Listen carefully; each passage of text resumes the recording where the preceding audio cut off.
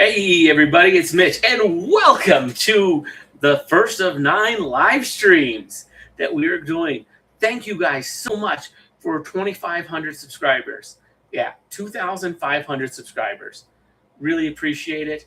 Right now, not sure if there's anybody actually in chat yet, but you know what? That's fine. I mean, we literally just started. I'm just going to be, kind of rambling a little bit, talking about the channel while we wait for people to show up.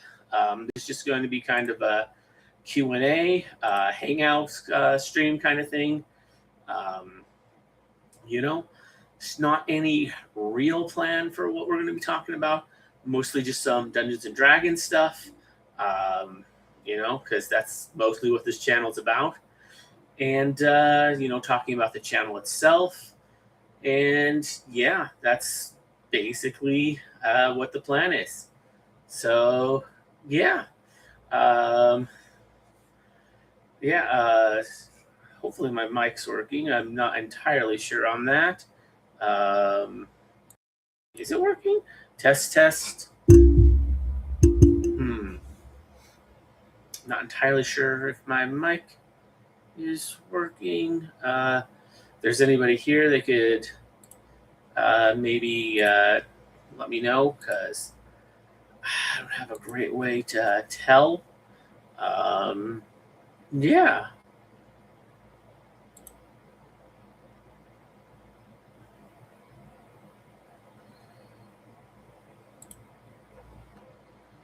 So yeah, it doesn't look like we've got any chat yet.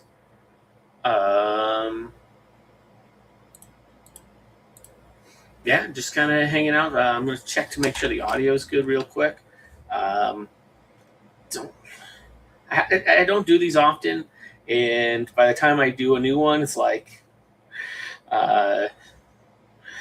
basically by the time a new one comes out, stupid. Got an ad. It's being loud. My phone's a little loud. But anyways, yeah, I don't do these that often, so like. Hey, we got someone in chat. What's up, Edwards? What's up? Okay, my audio is good. I just checking that. Sweet. Glad to see you here. Just doing a Q&A hangout kind of thing. As a thank you for 2,500 subscribers. So if you have any questions about D&D or the channel or anything, feel free to let me know, and yeah, we can talk about that. In terms of the channel, I mean, I just started working on shorts for the Complete Warrior today. I just finished the Races of the Dragon the other day, and yeah, we're gonna be. I've already finished. Player's Handbook 2, what other ones? All the monster manuals in terms of feats. I finished all of the Races books, so Races of Destiny, Races of the Wild, Races of Stone, and Races of the Dragon. I finished all of those, so yeah, we've still got a lot to cover in terms of feats. Like I said, I just started Warrior. That's going to take forever to get through all those. There's so many in Warrior. I think there might be more feats in Warrior than any other book. Yeah. If you got any questions, let me know. I'm down to answer anything. That's kind of what this whole stream is about. It's a thank you to you guys, the fans.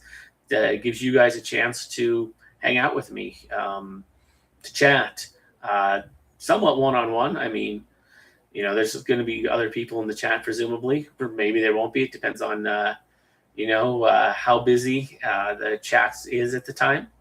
So yeah, just kind of depends, really. But historically, haven't been a whole lot when I do these, but I am a little bit bigger every time I do one. So, oh hey, what's up? We got Snagwolf. I think I've watched almost all the feed shorts. Appreciate that. Yeah, I've made quite a few. I've got them all in playlists based off of the books that they're in. If that helps anybody, I'm not sure how much anybody notices of that, which is fair. I mean, no one really pays too much attention to that, but I do have them all in playlists. And on top of that, subtle little thing, but the background music is different for each book. So I try to tailor it based off of, what book it came out of. Kind of try to make it somewhat thematic. So that is a thing, in case anyone cares. I don't know how much anyone does, but I always try and do that just as a little thing. But yeah, just hanging out while at work. Appreciate that. Appreciate that.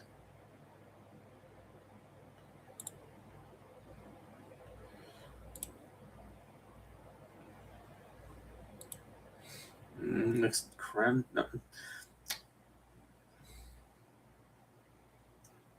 And it looks like top fans. I don't fully understand what that means. I'm still a little bit new to YouTube streaming.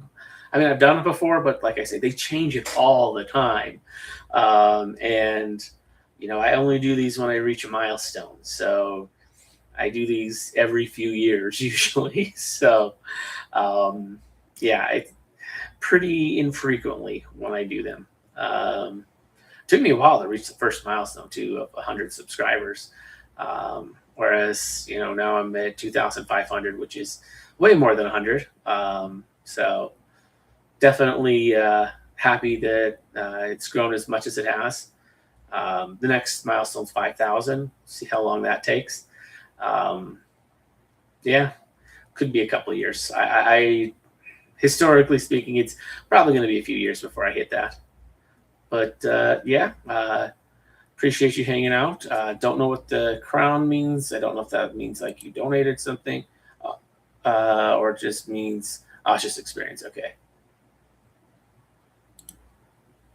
But yeah, just if you guys have any questions about D&D or any just anything you want to ask me, same enjoy watching third and 3.5 content. There, I do like D&D 3, 5, and third is good too. Like, I mean, it's kind of like a lesser 3, 5. And, some of those books are still relevant. Like, I mean, the Epic Level Handbook's 3.0, but it's still pretty relevant. And then there's weird ones like the Book of Vile Darkness is a 3.0 book, but it's super late 3.0. And they didn't retcon it in 3.5, but books that are 3.5, early 3.5, like the book, what is it? The two Fiendish Codexes, the Tyrants of the Nine Hells and the Lords of the Abyss. They both reference the Book of Vile Darkness. So that one's a really weird one because it is 3.0, but like you kind of need it for two other 3.5 books to fully work. So that's a thing. But yeah, there's a lot of good 3.0 books. I have quite a few books. They're all way over there. I didn't think to grab. Well, I did think to grab them, but I was a little preoccupied. Was caught up watching some YouTube videos that just barely recently dropped. So yeah, that was a thing I've been doing the last like hour or so. So been a little preoccupied with that, but yeah. Man, it's been crazy like how far this channel's come. Like, man, some of those early videos, like those were back in my parents' basement, like I think 13, 14 years ago. I've been at this for so long. It's kind of crazy to think about, really. Actually, it's probably more than that.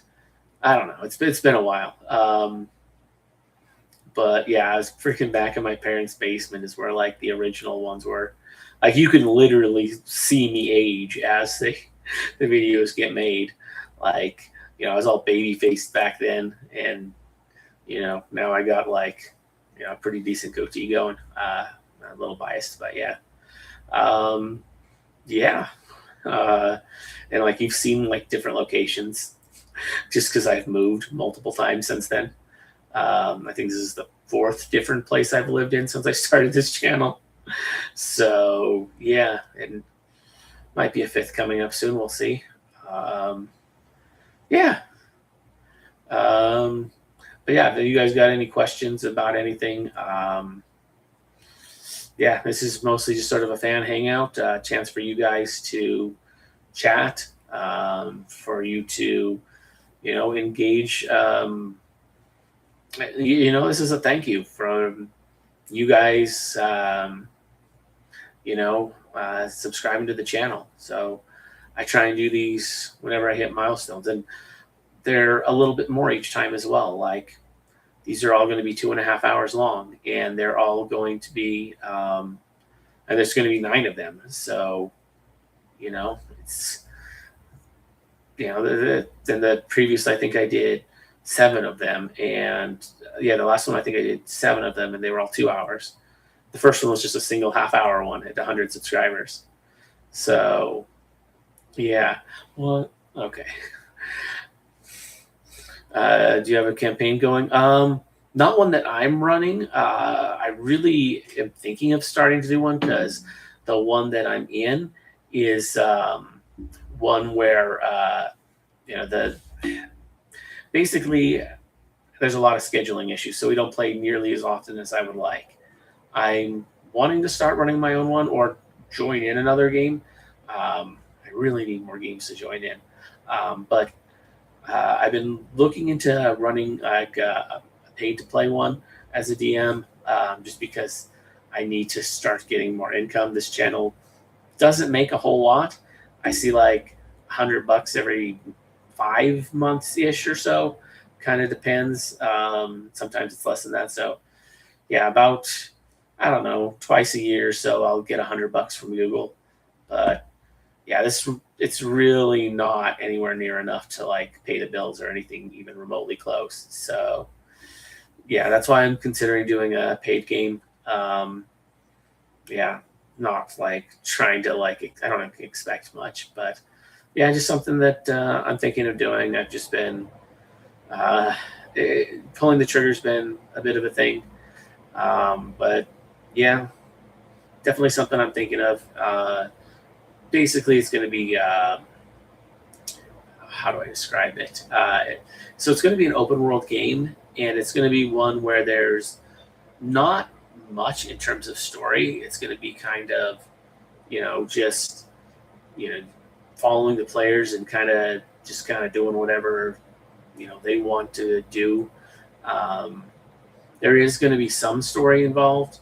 Like, your characters are all going to be like chosen ones, but it's going to start out core only, but it will start to like move more books in as you progress through the story, which, like I say, there's not necessarily a story, but there's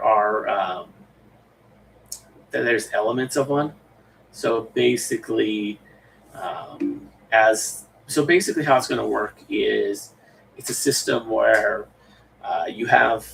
you're all chosen of destiny, and basically you all have a mark somewhere on your body. You can pick, so it could be your hand, could be, you could put a freaking mark on your face. It's kind of like a tattoo.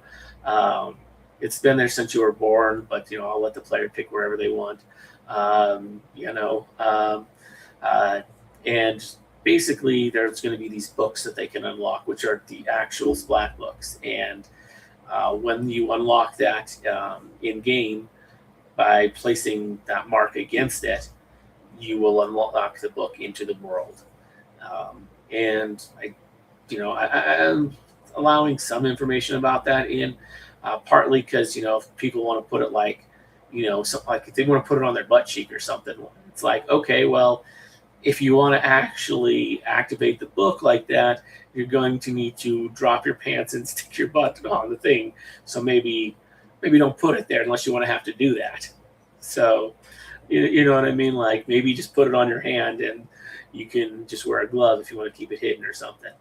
Or, put it on the bottom of your foot or something. You know what I mean? So that people can, have the full context of how important it is where the location is, because it will brand them, so people will be able to see it. So having it on their face or on their hand, that's has some downsides, but it also makes it easier, especially if it's on their hand. Let's see. Odd thing I came across today while making a Wood Elf character. All the books I have show a -2 charisma, but all the SRD online do not show the charisma. Okay. So that comes from the fact that does it? No, actually, that's weird because I was going to say I know what it comes from, but then I'm like, wait, no. Because I know you have to get the regular elf adjustment on top of that. But then I'm like, wait, no, that's a dex bonus they get, not a charisma bonus.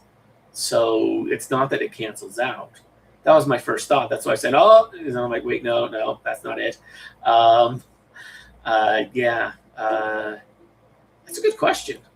I'm not sure what the Wood Elf is. I can look that up real fast. That takes like a second. Let me grab my monster manual. Let's see what we got. Sorry, they're over here. You can't really see me while I do this, but you should still be able to hear me. Here's my ammo. Sorry about that. No errata I could find either. Interesting. Let's see. Let's see what we got on the Wood Elf. That would just be under Elf. CDE. So after dragons, after dwarves, after elementals, I think. Yeah, so right after elementals, it should be right next to that. Yep. All right, so elf traits, -2 con, +2 dex. That's what I thought.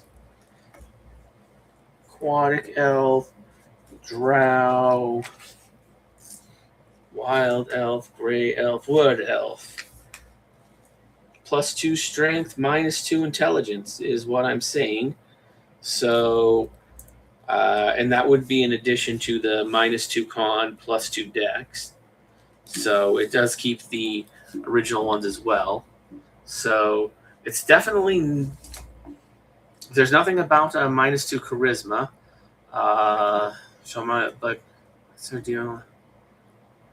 The books you have show a -2 charisma. Interesting, because yeah, the book I have for Wood Elves, the Monster Manual, yeah, very clearly, where is it?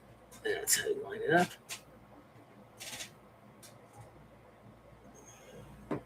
As you can see there, focus, -2 strength, or +2 strength, -2 intelligence. Nothing about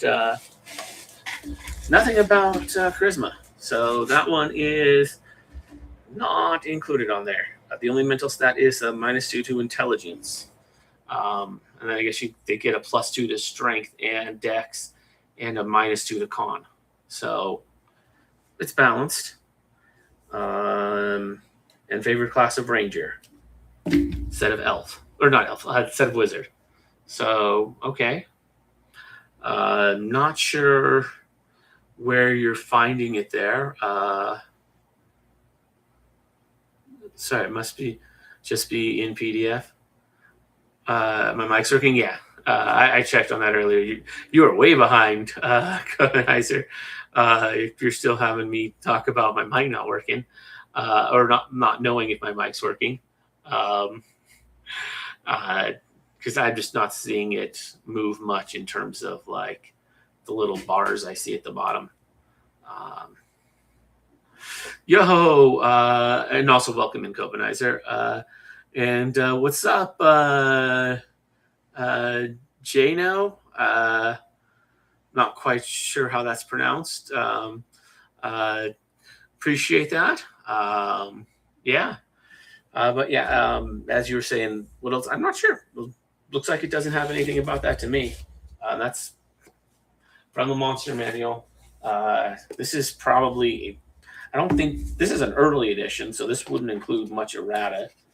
Like this one, yeah, this is one of the early ones. So yeah, I have, so my Monster Manual and DMG are both some of the earlier prints of the 3.5. And Player's Handbook, I actually have both an early print because I got all three of them at the same time. And then I also have the new reprint that I think the reprint was like 2013, I want to say, something like that. So I actually have both, which it's interesting to see both the original prints as well as the errata.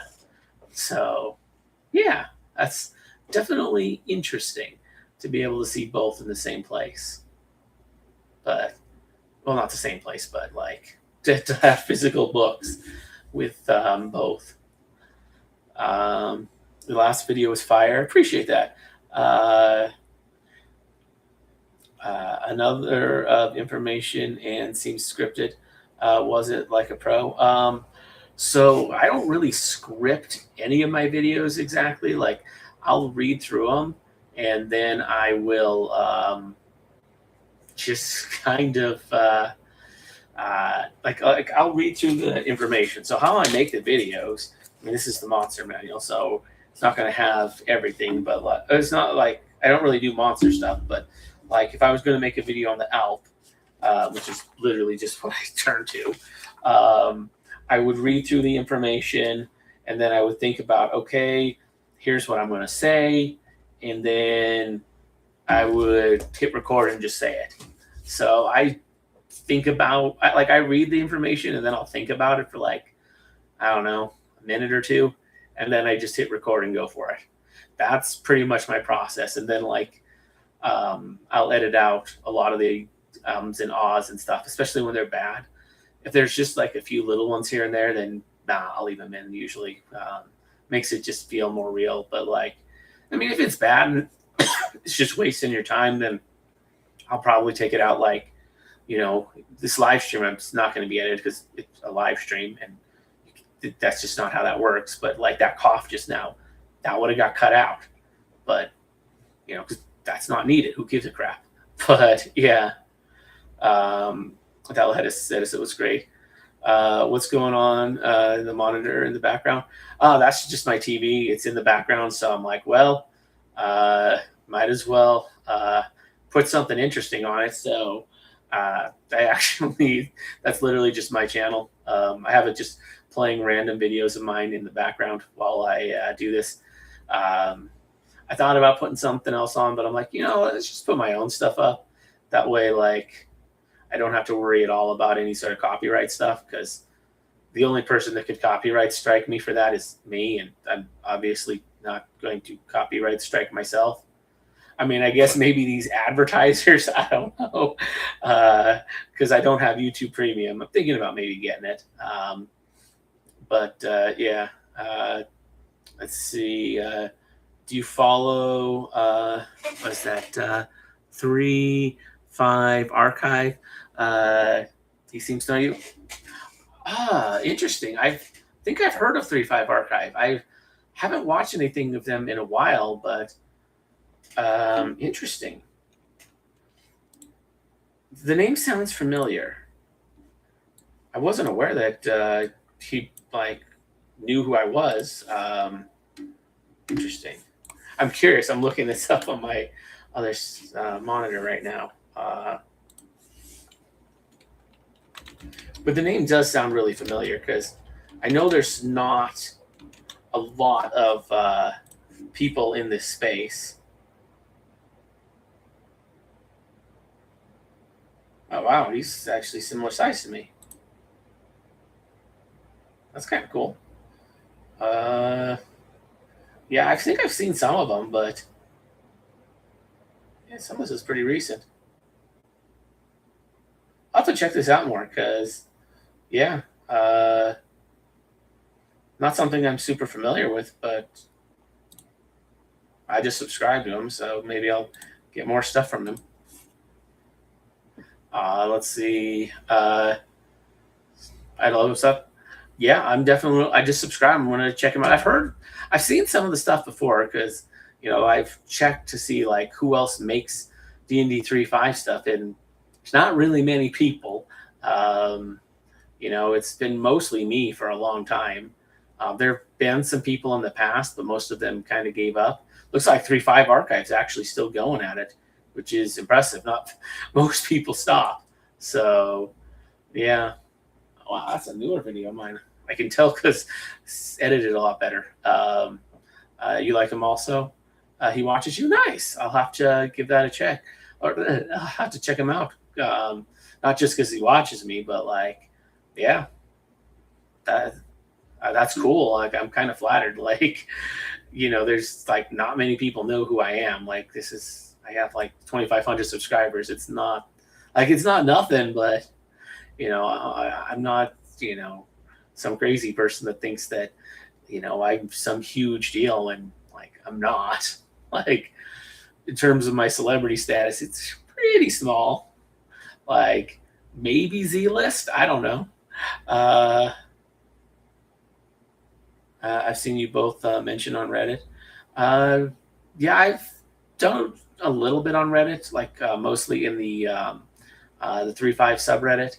I haven't posted there in a while, but I did used to promote in there. So yeah, and then there's a 3.5 Discord that I am in, and I'm not super active in there, but I'm in there sometimes, and yeah. 3.5 is favorite of all time, so I love your stuff. And 3.5 is the best, and I'll have to check him out more because I didn't realize he was still going at it. Like, that's crazy. Like, nobody still continues. Like, I've been at this for a long time, longer than anyone else who's still in the game. Like, 3.5 Archive is definitely newer to this than me, but he's been at it for a while. Like, he's been at it for at least a few years. Like, I want to say maybe 5 or 6 years now, because I think it was around COVID when I first noticed his channel, and it was pretty new back then. But yeah, that's impressive that he's still going at it. Man, I still remember the days when I was like competing with I don't even remember the guy's name, but there's a guy who was doing this before me. I think he moved on to 5.0 a while ago, but yeah. He's making 10 new prestige classes. Oh, dang. Yeah, I haven't done much in terms of making classes. I've made I made a gold dragon a long time ago. I'm not even sure how good it is at this point, but and I wouldn't even say necessarily it's made. It's more like I took the stuff for the gold dragon, and I'm like, okay, if we were going to say make the great worm gold dragon in the style of Savage Species, how would I go about doing that? And I did that. Did I do a great job? I don't know. I did this like 15 years ago. I think it was even before I started this channel. It was a long time ago, but I might still have it on my computer. I'm not sure. I'm not sure if I have a way to show it exactly, because I'm doing this just with webcam. I could try and do like, that's why you have like the full background. It's not more zoomed in and cropped. I could have done this through OBS, but you have to pay if you want to put more than one stream key. And I already have it for Twitch, so I haven't streamed on Twitch in years, but still. Let's see. I've been pushing both on Reddit. I appreciate that. Sharing my content on like Reddit and other places, that helps the channel more than anything. So yeah, sharing the videos and stuff, very much appreciate that. Helps more than anything. So I appreciate that.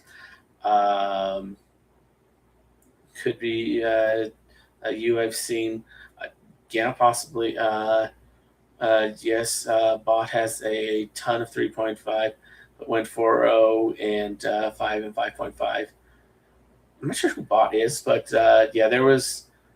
I forget who the person that I used to like kind of compete with. I didn't really like their content much, but it was just more that they're kind of pedantic. Let's see. I kiboshed 3.5 monsters for my Pathfinder First Edition /35 hybrid Gestalt game. Nice, that sounds cool. I don't know Pathfinder 1E that well. I played it before, but I don't know it super well. I have more in my videos about Pathfinder that I've made, but I'm not. It wasn't the greatest experience I've had. The group really expected me to know a lot more about Pathfinder than I did, and I didn't really have. I was going to school at the time, and I was doing summer classes, and like I didn't have time to like learn the system. I was just trying to hang out, so it was problematic. But you know, it is what it is. Um, Congrats, keep up the creative energy, man. You need a life. Appreciate that, and also welcome in Jelly Bryce. Signing pre-scotch prestige classes is in the DMG2 page 203. I do have the DMG2. I haven't read it too much. I know some of the DMG2 because I started to just read it through and way back when, and it was telling me very interesting stuff that's not even really 3.5 specific. It's like, hey, you know, you might have a player that is, you know, their ride to the game. You know, you might have a player who's really not that engaged, but they're the ride of another player who's really engaged. So you got to keep that in mind with UTM. It's like, okay, these are good things to know. But it's like, yeah, the DMG 2, like that's in the DMG 2 is keep in mind that just because a player's not very engaged, maybe he's the ride of another player that is. So yeah, that's in there. But yeah, pitch 203. Let me grab that. 1 second. DMG2. Find it. Got a lot of books. I'm just trying to find it on the shelf because, as I mentioned, I have quite a few books. Instrument, Dungeon Master's Guide, Monster Manual.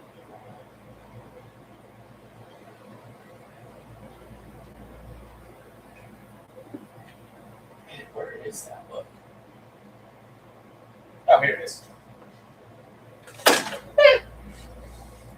That book's dropping while I'm doing this. Yeah, sorry about that. DMG2. Said page 203.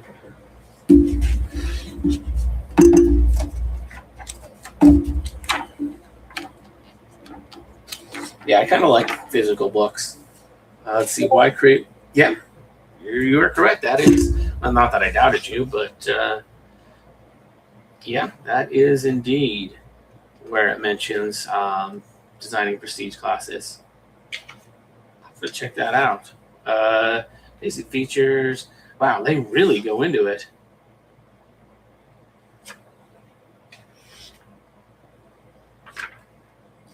Yeah, they really go into it a lot. To keep that in mind, because that is really cool. Because I have thought of some ideas for a prestige class. The idea I've had was based off of Skyrim, the Dragonborn. I've mentioned this before, but basically it would be like kind of a fighter class, but it would have spell casting. It'd be a full 10 level class, but it would also gain up to 9th level spells throughout the course of the class, and full base attack bonus. But the spells would be interesting in that your spell list would be just the power word spells, and that's it. That's your entire spell list. And I'd probably make it like require that you have a breath weapon, and it'd have like some caveat that casting a spell not only utilizes a spell per day, but it also utilizes a use of your breath weapon, which, you know, if you can do it every 1d4 rounds, cool. But like, like casting your spell expends your breath weapon, and it requires that you have the breath weapon available to expend. V5 Archive is rolling out 10 new prestige classes on RPG Drive-Thru. Not, I think I've heard of RPG Drive-Thru. People have mentioned that. I don't use it myself, but yeah, I believe that's how you can get various books that are new. Now, from what I understand, you're not going to be getting nice hardbacks like this. I could be wrong. I don't really know RPG Drive-Thru personally, but I haven't used it. But I've heard it's paperback. Get the True Namer upgrades. Interesting. True Namer is a weird prestige class, or not prestige class, a weird class because it's terrible until you reach level 20, at which point it becomes pretty good. Like what they get at level 20 is extremely good. It's one of the best single levels out of any class ever in D&D 3.5.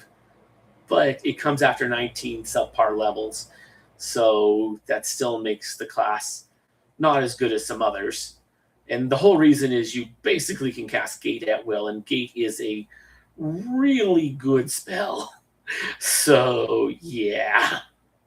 Hasbro announced books will be rented eventually. Yeah. I hate those kind of subscription models. Yeah, I'm really glad I got physical books. I don't have all of them. I'm not even sure what percentage of them. I'm guessing somewhere between a third and half of all the 3.5 books. Yeah, I got most of the basic ones. I really need to get more of the campaign setting ones because I don't like having any of those. But I have most of the core, like non-campaign setting ones. Basically everything I've covered, I have the book for. So, yeah. I'm buying a lot. Yeah, I would like to get more. Not really in the financial position to buy the books like I'd like to.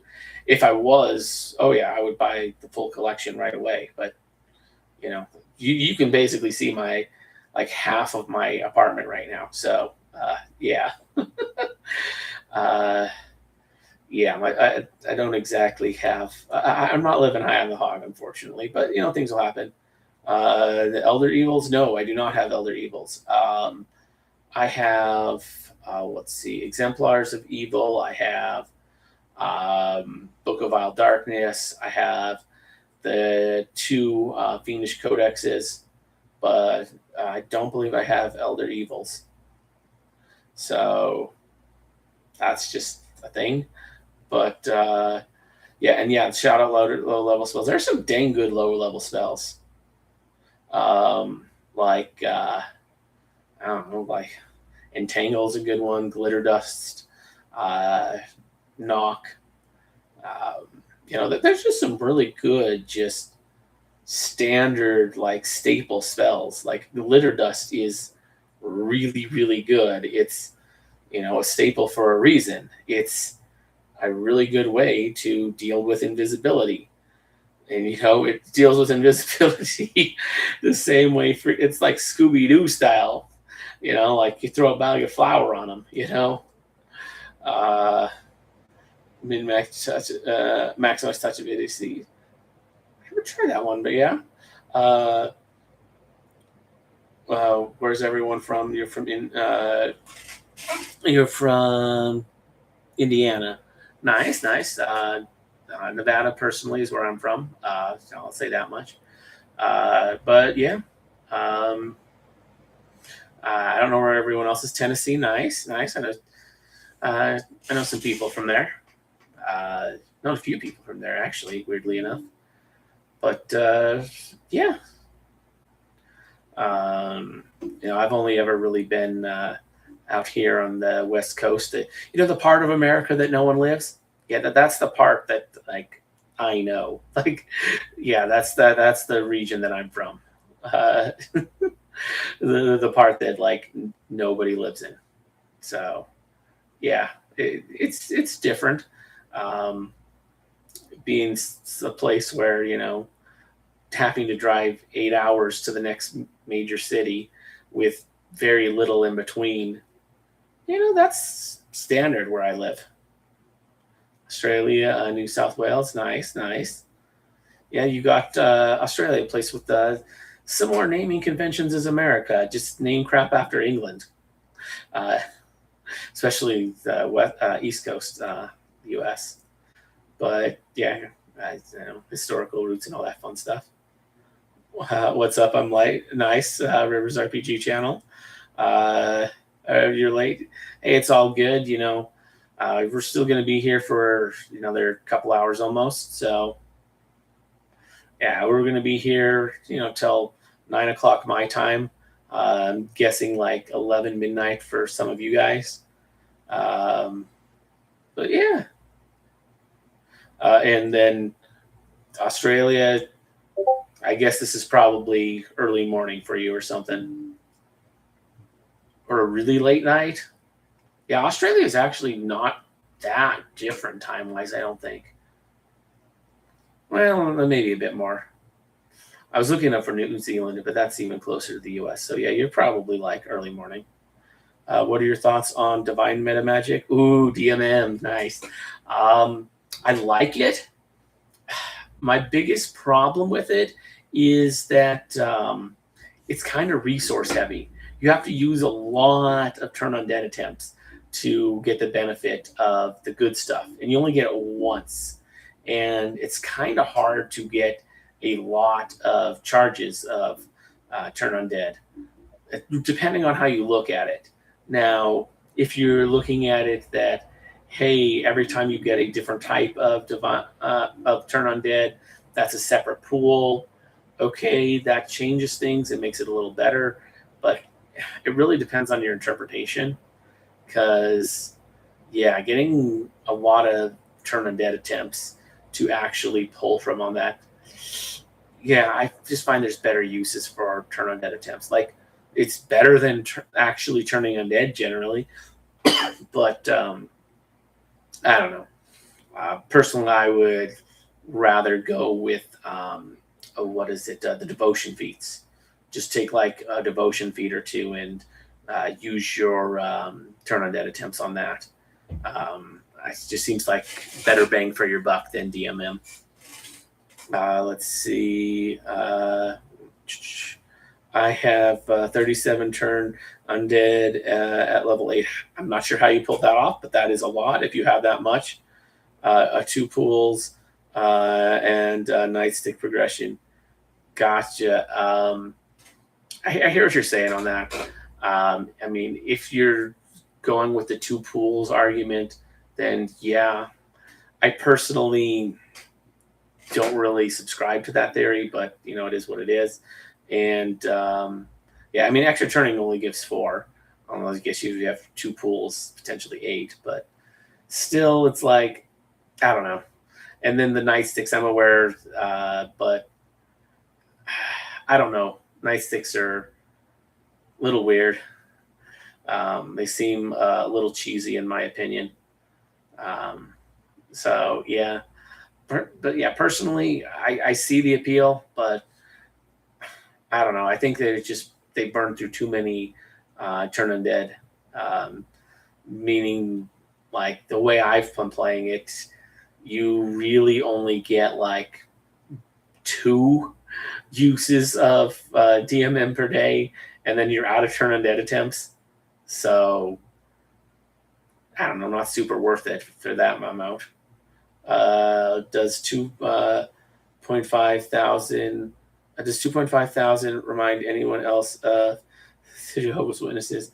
I haven't had many of those. Yeah, I haven't had a lot of experience with the Jehovah's Witnesses. Not a lot in my area. More Mormons around here, so can't really comment on that one. I had a friend who was a Jehovah's Witness, but that was ages ago. Like I was like 6, 7 years old. So yeah, that was a long, long time ago. Don't really remember that too well. Just remember he was a Jehovah's Witness and couldn't do stuff in school. Like holidays, So yeah, we haven't had like Jehovah's Witness mercenaries. not really a thing around here. It's mostly Mormon missionaries that we get. Definitely had a lot of the white shirts walking around. I definitely ran into them a lot, but it is what it is. Let's see. Does anyone use spell points from Unearthed Arcana? I have for years, and I really like them. It's not a bad system. I mean, that's basically what psionics is. Um, yeah, it's not a bad method.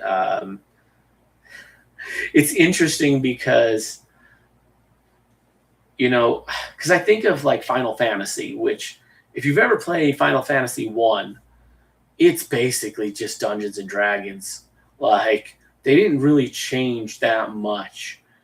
But then when you start playing some of the newer Final Fantasies, it starts being different. And then you start getting into mana systems, which is pretty similar to point systems. And then D&D 3.5 with Unearthed Arcana does that. So I don't know. Them doing point systems just kind of feels like them copying from Final Fantasy after Final Fantasy had copied from D&D. So it's just interesting. It's not a bad system though. It's kind of there's ways to kind of do it in 3.5 normal system, but it is different. Let's see. Do you like Master of Many Forms PC? PRC. I haven't played it, but I've looked at it, and it's definitely interesting.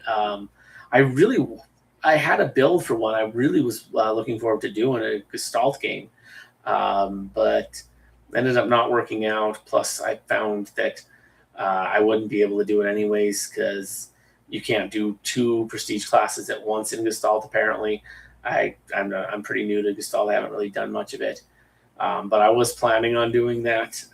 Would have been really cool to make the character, but it wasn't legal. So, the game ended up dying not for me. So, it is what it is. It is a fun one. I would like to play one sometime. Congrats on 2,500. Appreciate that. What is that? Krakenbound, nice name.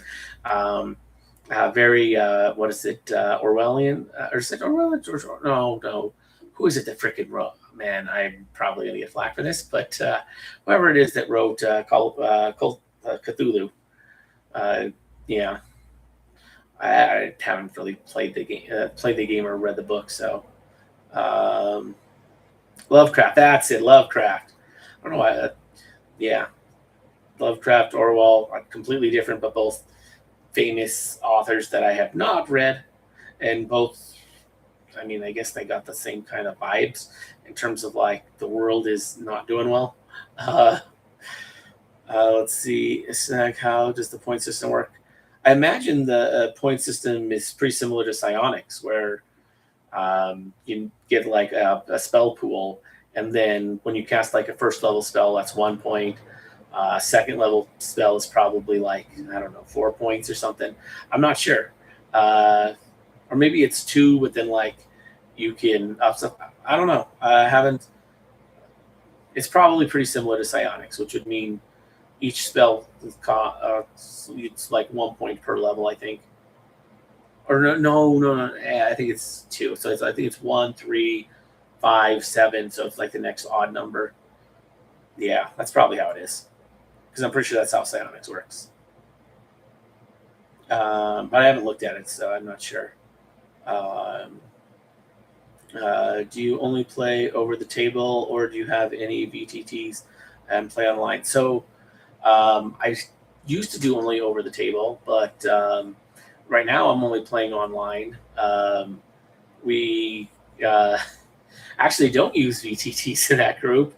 The DM for that group actually has a board that he sets up, and then he just kind of angles his webcam at the board, and we do it that way. When I run it, I'm not going to do that because that's kind of cheesy, especially if like none of the players are in person. I've done it that way when most of the players were in person, but like a couple were online. But generally, if everyone's online, it's I've used Roll20 and just kind of done that in the past with just the free version with some really crappy graphics that, like, yeah, they're just free assets and me just hand drawing stuff. I've looked into doing, especially if I'm going to get into paid DMing, which I'm considering doing.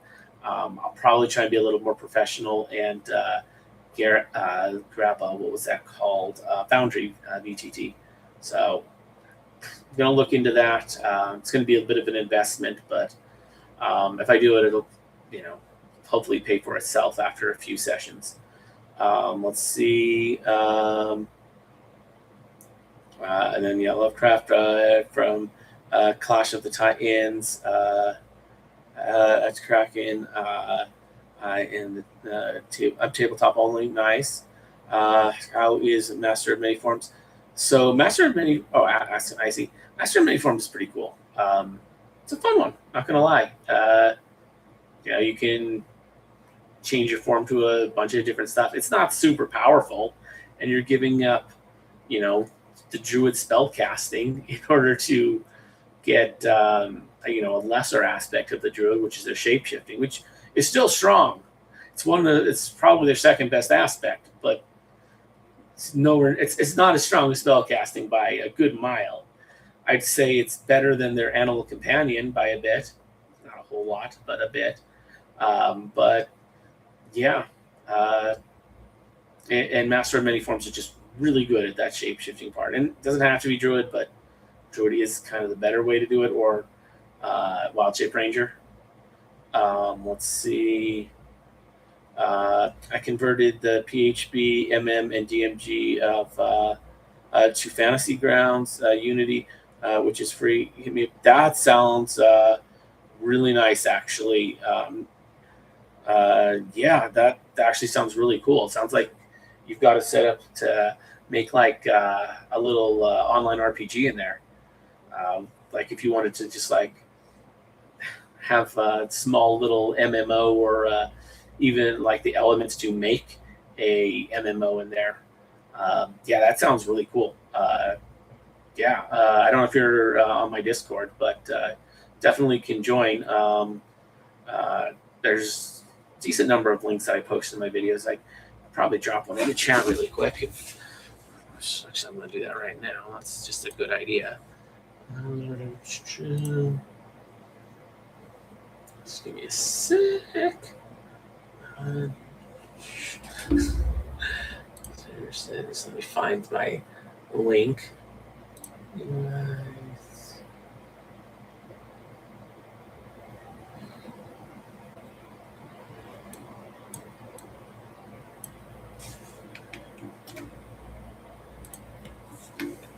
What is it?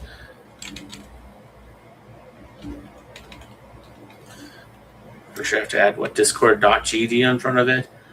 I think that makes it work. I don't know if the discord.gg I did right, but the rest of it is right. That's the main link. Let's see. Master of Many Forms is great. A spy for DMs. Yeah, that would make sense. Spy Master, which I just no, I haven't made that video. That's coming soon. I'm working on it. It's almost out. That one's also a pretty good one. Let's see. 3.5 is the best, and I have made a 3.5 Dark Sun. Nice. So I'm going a little faster now because I'm way behind on chat at the moment. Master Forms is great for spies. I took Ocular Spell Feat, got a lesser Maximized Rod, and cast 2 Maximized Touch of Idiocy spell for it. Dang, that sounds quite impressive. Kraken, I'm pushing in the Order of the Bow Initiate in Final. Order of Bow Initiate, it's what I used to really like when I first got into it. I'm like, wow, this is so cool. It looks so good. But then I was like, okay, maybe this isn't so great. It's got some cool things, like it does double the distance that you can get for sneak attack as its capstone, which is genuinely good. But a lot of the other stuff isn't, and it is a capstone, so you have to take a lot of levels of it to get that capstone. So, yeah. Let's see. The Aristocrats NPC class is better than Fighter for Kish builds, maybe. Uh, Potentially, it's got its uses. Um, I mean, it's not as good as the comparable uh, PC class of the Bard, but compared to Fighter, maybe. But Fighter is obviously better than the comparable class of the Warrior, like just obviously. Um, but you do have a point on that one. Let's see. 3-5 is what I'm referring to. No save, 12 wisdom, a 12 intelligence, 12 charisma damage. Dang, that sounds like a lot. Fantasy Ground is great bang for the buck since it is free and has the most stuff available. I love it. I own Foundry too, but prefer Fantasy Grounds. Nice. I have to check that out. And free is a good price. I can afford free. Unfortunately, yeah, I'm not doing. Yeah. Let's see. So I spent a month making the D&D 3.5 manuals for Fantasy Grounds. I just need testers. Yeah, I'm down to do that. Or you can do it. Join your Discord. Nice. Yeah, I saw your message in Discord. I'm in the middle of a live stream right now, so I'm probably not going to reply for a little bit. Normally I would, but yeah, kind of in the middle of a live stream. I mean, obviously. But yeah, I'll probably reply to that more after the live stream. But yeah, appreciate you joining that, and definitely we'll have to check that out because yeah, that does sound really cool. And I actually have been thinking of doing some stuff with something like that. Like I've been wanting to make a D&D RPG game. Probably, if it's going to be 3.5, I wouldn't charge, obviously, because, I'm not sure I legally could. If I was going to make an RPG and charge for it, it would be a new system that I would create on my own, which I have put some thought into doing. It'd be similar to 3.5, but different enough. I made a Cancer Mage Dread Necromancer. Ooh, interesting. Cancer Mage. I haven't heard of that one in a while. That is Book of Vile Darkness, I'm pretty sure. With the Bone Creature template, using the Book of Vile Darkness and Heroes of Force. Interesting. I have both of those books, so that could be an interesting build. I haven't looked into it at all, but thematically, it sounds really cool. I'm in the process of making a World of Warcraft version using 3.5e rules. Dang, that's cool. I haven't played World of Warcraft. I know a lot of people who have. I haven't personally played it. I played some MMOs, but personally, when I play an MMO, I'm the guy who goes in I'm like the merchant. I'm the guy who, instead of focusing on the actual story, goes off to the mines and starts mining mats and then crafting them into swords and armor and whatever other things can be crafted in the game, and then setting up shops and selling them to the people who are playing through the actual story. And for me, it's just yeah, let's make stuff and let's start a business and socialize with all the players. It's kind of fun, to me at least, because I get into that and all of a sudden I'm talking to high level players because there's not that many people who generally get into that. And so it doesn't take too long to be one of the best crafters on the server a lot of the time. And yeah, all of a sudden people are coming to you because you're one of the few guys that can make stuff. And I generally try and sell things pretty fair prices. I don't I don't know. I don't try and overcharge for a bunch of stuff like a lot of people do. I try and charge pretty fair prices. I think I do 200% I guess 100% markup, which I think is pretty fair.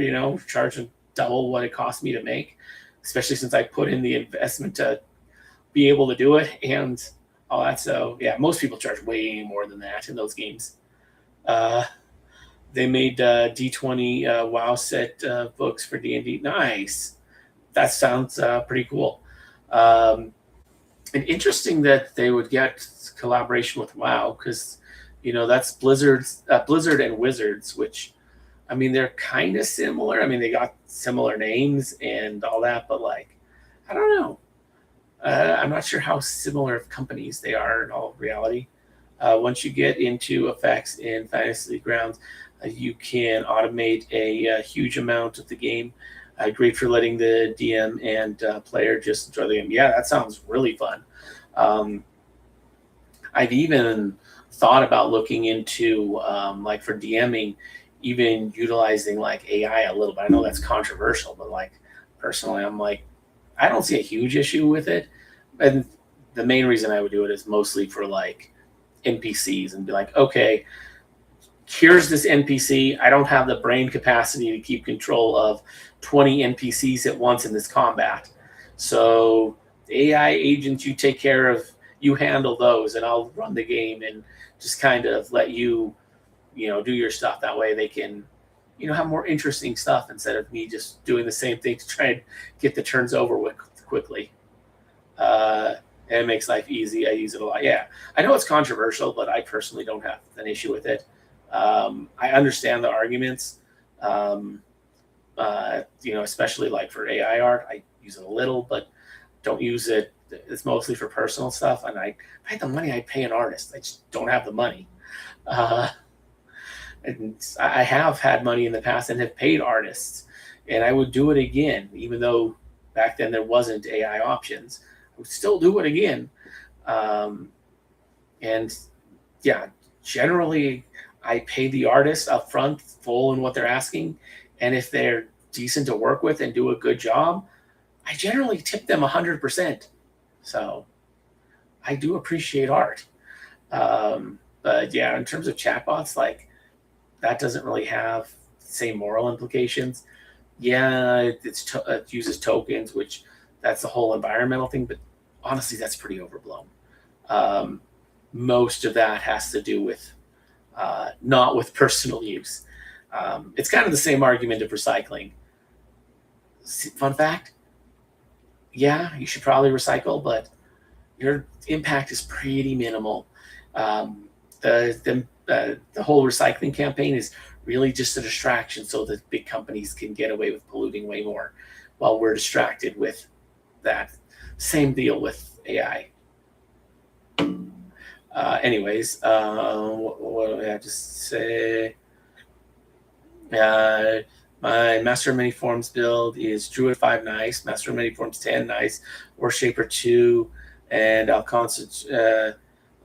continue in Nature's Warrior while shaping into a 12-headed Hydra. Nice. Means 12 attacks a turn. Yeah, that can be really nasty. Coupled with some crit finishing feats means damage. Yeah, and turn ones for 12-headed Hydras are stupid because they all just hit with breath weapons, or at the very least 11 of them hit with breath weapons, while the other one does a full attack. Decent option because you can't do a full attack unless at least one of the heads isn't breath attacking. Um, yeah, those can get really stupid really fast. Only one head has to not be using a breath weapon in order for them to do a full attack. It's crazy. Multi heads with breath weapon. Tiamat. Yeah. I'm going to have to split. It's all good, Zaddy. But I really appreciate the content that you have produced. I look forward to what you will in the future, and I hope to get you more of your streams. All good. Have a good one, Zaddy. Appreciate you coming and hanging out. Let's see. Ocular spell feat. Store 2 spells in your eyes for 8 hours. They can be maximized with rods. Nice. If you do Shivering Touch, ooh, that's such a nasty one. Spell level 3, you can shoot 2 rays, touch attacks, no save, 18 damage each. Yeah, I'm pretty sure that's dex damage, which really nasty, especially for dragons who all have 10 dexterity. Yeah.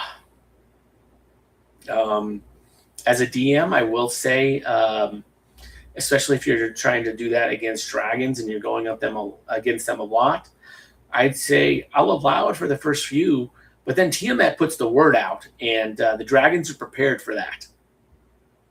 That's how I rule that. So yeah, or Bahamut if you're evil, because yeah. So that's how I like to rule that. If my players, come up with a strategy, just kind of exploit things, I'll let them get away with it for a little bit, but eventually the enemy learns and they adapt. So that's how I play as the DM, and I think that's a pretty fair way to do things. It doesn't really punish the players; they can still do the thing that they thought was cool for a while. Thank you so much, Juan. What is that? What? How do I say your name? Thank you so much for the $5. Well, the $50. Holy crap! Wow. Yeah, thank you so much for that. Holy crap. That genuinely means a lot. Yeah. But yeah, I really appreciate that. Holy crap. And yeah, thank you so much. But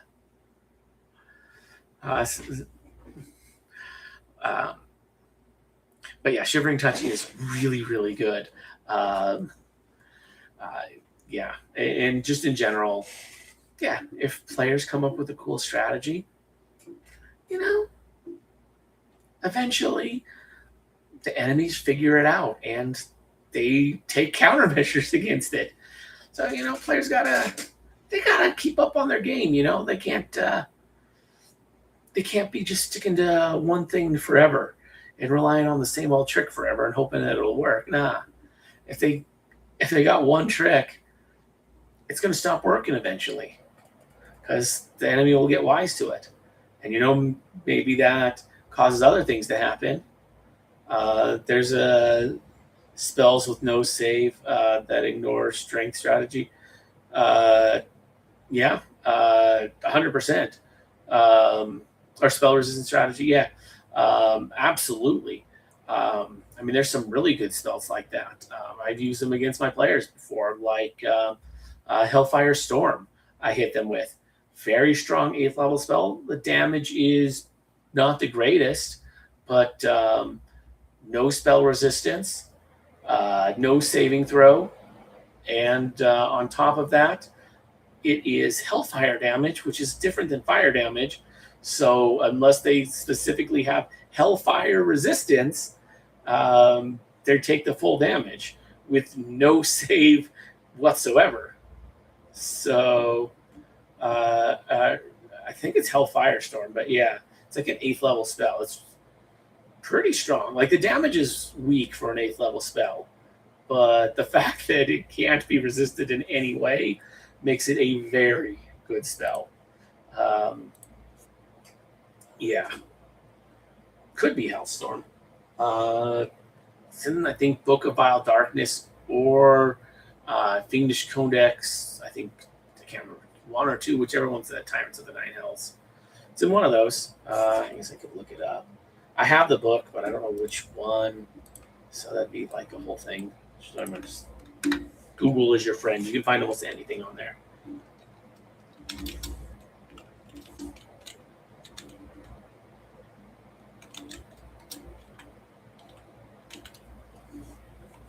Yeah, Hellfire Storm looks like is correct. Yeah, Book of Vile Darkness. Oh, it's only 7th level spell. I have a hard time reading it because I've got a nice ad for HBO Max blocking it. Fun stuff. Move it here. Does that help? No. Freaking. There we go. Now the ad's gone. But 20-foot radius. It's not bad. 5d6 points. Special diabolic fire damage. Diabolic fire. So yeah, it's just strong. Good stuff. Yeah, it's not a lot of damage. Like, the damage is weak for a 7th level spell, but there's no way to resist it. So, Book of Vile Darkness level 7, yeah. It's not a bad spell, though. Especially if you drop it a few times on the party when they're going through a choke point. Not a lot they can do, if it happens to be like what I ended up doing with the party is they had it as a readied action, and then this guy also happened to go first. So as the party passed through the choke point, the enemy hits him with a readied action to blast the whole party with it. Then he goes first and hits him with it again. So they take a decent amount of damage. They were high level, but it really screwed him up. I don't know, 5d6 isn't that much. So I don't know how. I think it says more in the Book of Vile Darkness.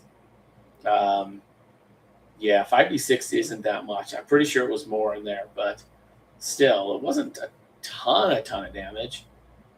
I think it might have been d10s or something. Yeah, I'm not sure how much it was, but I know it was more than that. So, and I was just going by what it said in the book and not what it said online. So, now that I know which book it is, it'll be a lot easier to find. Should be relatively easy to find the book too.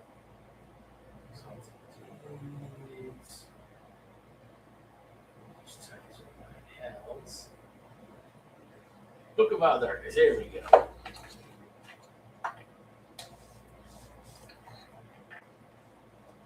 And this is just book after book, which not surprised. I'm honestly surprised that I haven't had to pull up more of them yet.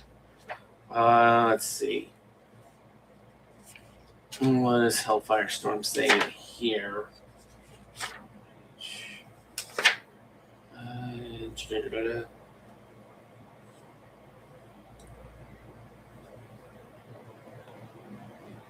There's Hellfire. Oh, Hellfire Storm. Yeah, it just says 5d6. Crazy. Is that the right one? I could have sworn this was the one. Weird.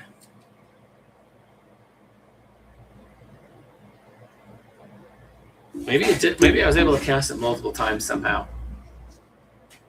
Hellfire does 5d8. This one just says 5d or 3d6. According to this, because it shows Hellfire is a 4th level spell that does 3d6 in a 5-foot radius spread, whereas Hellfire Storm is 20-foot radius spread. Weird. Because, yeah, I know it was cast by, maybe it was like an empowered version or something. I'm trying to remember. Because this wasn't just a normal one. This was cast by Mephistopheles. So that might have been part of it. Yeah. Fell weakness, meta, magic. One level higher gives a -4 strength. Nasty. Have you ever run an epic level game? Yes. A couple of them, actually. The last one I was running, it kind of fizzled out.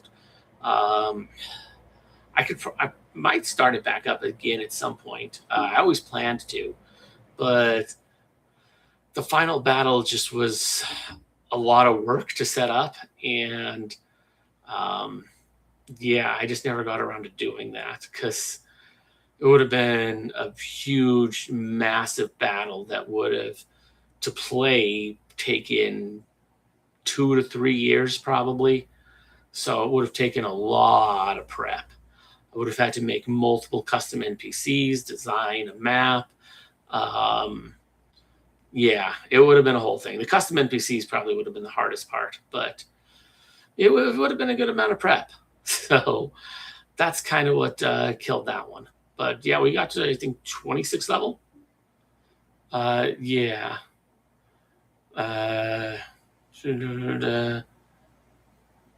Cool spells can be empowered and maximized. Spell weakness mass, meta magic, one level higher. I already read that. That one I read. Well, was increased in Fetish Codex. That's probably what it was. That's cool. Nice. So, let me grab the Fiendish Codex. That one's right there too. So let's Fiendish Codex, Tyrants of the Nine Hells. There we go. This is it right here. Let's see what we got for our spells. Where are they? If I can even find the spell section in here. Devils, Archfiends, game rules. Where are spells? Does it have them in here? I've seen them from flipping through it. Let's see. Game rules, new feats, prestige classes, new spells, $8.99. Okay. It's a small section, it looks like.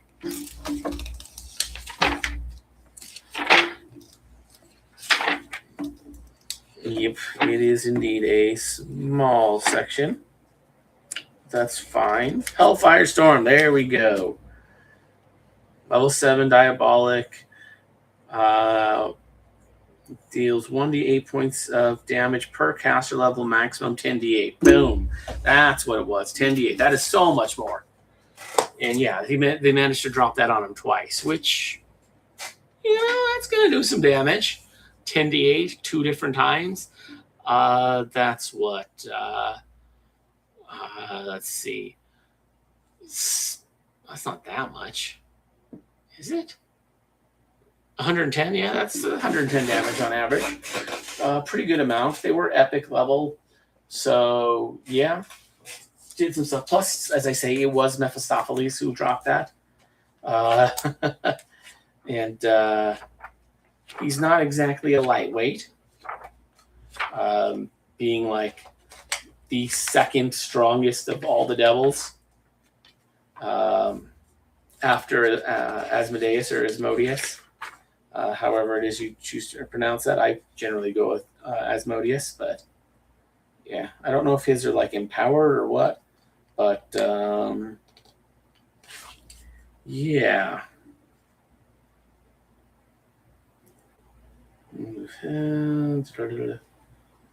Trying to see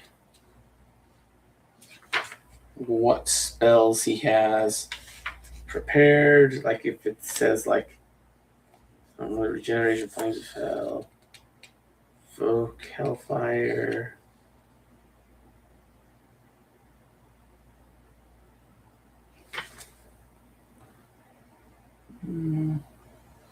Oh, spell like abilities at will. Just regular Hellfire Storm. Still did a lot of damage. 10d8. It's 100. It works out to 110, I believe. I don't know. Wait, why am I thinking that? It'd be like 90. Still a lot of damage. 2 maximized Hellfire Storms. That's 160. Yeah, they can do some damage. So yeah, does work. But yeah, I know it messed up the party pretty good. I think a number of them, the more squishy members, dropped just from that, and then like a few others were still alive. It was almost a TPK. Like legitimately, I almost TPK'd my party, which was kind of cool because we watched the party get almost TPK'd, and then like they came back from the brink only to just like end up winning the fight. That was pretty cool. Like a lot of the players died or were dying, but They were able to use some high level magic to revive everybody. It was pretty epic in all honesty. The players didn't have any real permanent consequences from almost getting TPK'd, but yeah, I thought it was a pretty cool fight. Awesome spell. Thanks. Yeah, it's a very good one. It's like Mephistopheles' signature spell, which is why he's such a badass. I mean, he's second only to Asmodeus. So yeah. Although he's not nearly as cunning in terms of raw power, he's fairly close to Asmodeus, but Asmodeus is far more cunning than he is. Not that he's not cunning, but it's just a whole other game. But yeah, it is a really good spell. Does a lot of damage. That's pretty much unresistible. It can be resisted if you specifically have hellfire resistance or diabolic fire resistance or whatever it is, which I'm sure there's ways to get, but like, who has that? Asmodeus has a sliver of the gem of evil on his one. Oh yeah, the staff of Asmodeus is freaking stupid. Like, Asmodeus has a stupid ability. Like, his staff has an ability that's only usable by him. So if someone else has it, they can't use this particular ability. Where if he's brought low, it will automatically cast a series of spells. And one of them is a force wall. Another one is a, plane lock or something like it. Plane lock inside of the force wall, and then it also casts like healing magic on him. So basically, he goes into an invulnerable orb that you can't teleport inside of, and starts healing for a few rounds. And it's not going to be easy to freaking get at him while he's in there. I mean, I guess if you have the ability to break force, you could attempt it, but it's not going to be easy. This is literally just an automatic defense thing that pops up when he's, if you manage to actually almost kill him, and it brings him back up to full. And I think it restores all his spells too, which is just insane. So yeah, now he can only do this like once a day, but like, yeah. He's also got stupid abilities where you have to make like will saves just to attack him or be forced to kneel helplessly. Like, what? He's got so many stupid abilities that just make him just damn near unkillable. Yeah, and his strategy, he's not the type of guy that'll fight you head on. He will send armies at you, and he'll fight you from the back. And then if you actually manage to defeat his armies and come at him head on, he'll generally run away and build up another army to come at you. He's something. Let's see. The sliver grants him dominion over any fiend. Nice. I'm not familiar with that one, but have caught some of your. What's up? Was it Sketchosaurus Rex? I know you, man. What's up? Appreciate you catching the stream. Caught some of your shorts. Happy to find some 3E content on YouTube. Nice. I'm pretty sure I know you. Slightly different name. Hey, Sketch. Hello. Hey, Mitch. Gotta go. Great job. The last edit was so good. It seemed scripted. Appreciate that. Yeah, none of my videos are scripted. I don't know if you're talking about the shorts or if you're talking about the videos, but yeah, appreciate the $50. Like, holy crap, that was freaking insane. But yeah, have a good one. Got most of the stream. I mean, got a little over an hour left. Yeah, appreciate it, man. It was great hanging out with you. Uh, but yeah, Asmodeus, he's freaking insane. Blessings, bro. Uh, but Asmodeus is one of the strongest of the. He is the strongest of all the fiends. Well, not fiends. He's the strongest of all the devils. I mean, there are a couple of demons that there are a good strong rival for him. The thing about demons, though, is they have no organizational structure whatsoever, unlike the devils, who have a very clear organizational structure. The demons is just might is right. The whole plane is just freaking chaos. Like, navigating the 9 hells, there's layer 1, layer 2, layer 3, layer 4, layer 5, all the way down to 9. The infinite layers of the abyss. You just go down a layer and like maybe you'll run into a cool layer or maybe you'll run into something stupid.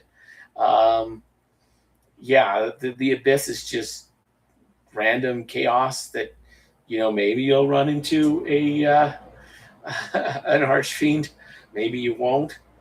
You could sail around the abyss, going from layer to layer for ages, go through hundreds of layers, and never once run into a single archfiend. It's possible. Or you could run into a bunch of them back to back. You never know. It's just pure chaos. That's just the nature of demons versus devils. Devils, they're the ones you make deals with. And they're the ones that,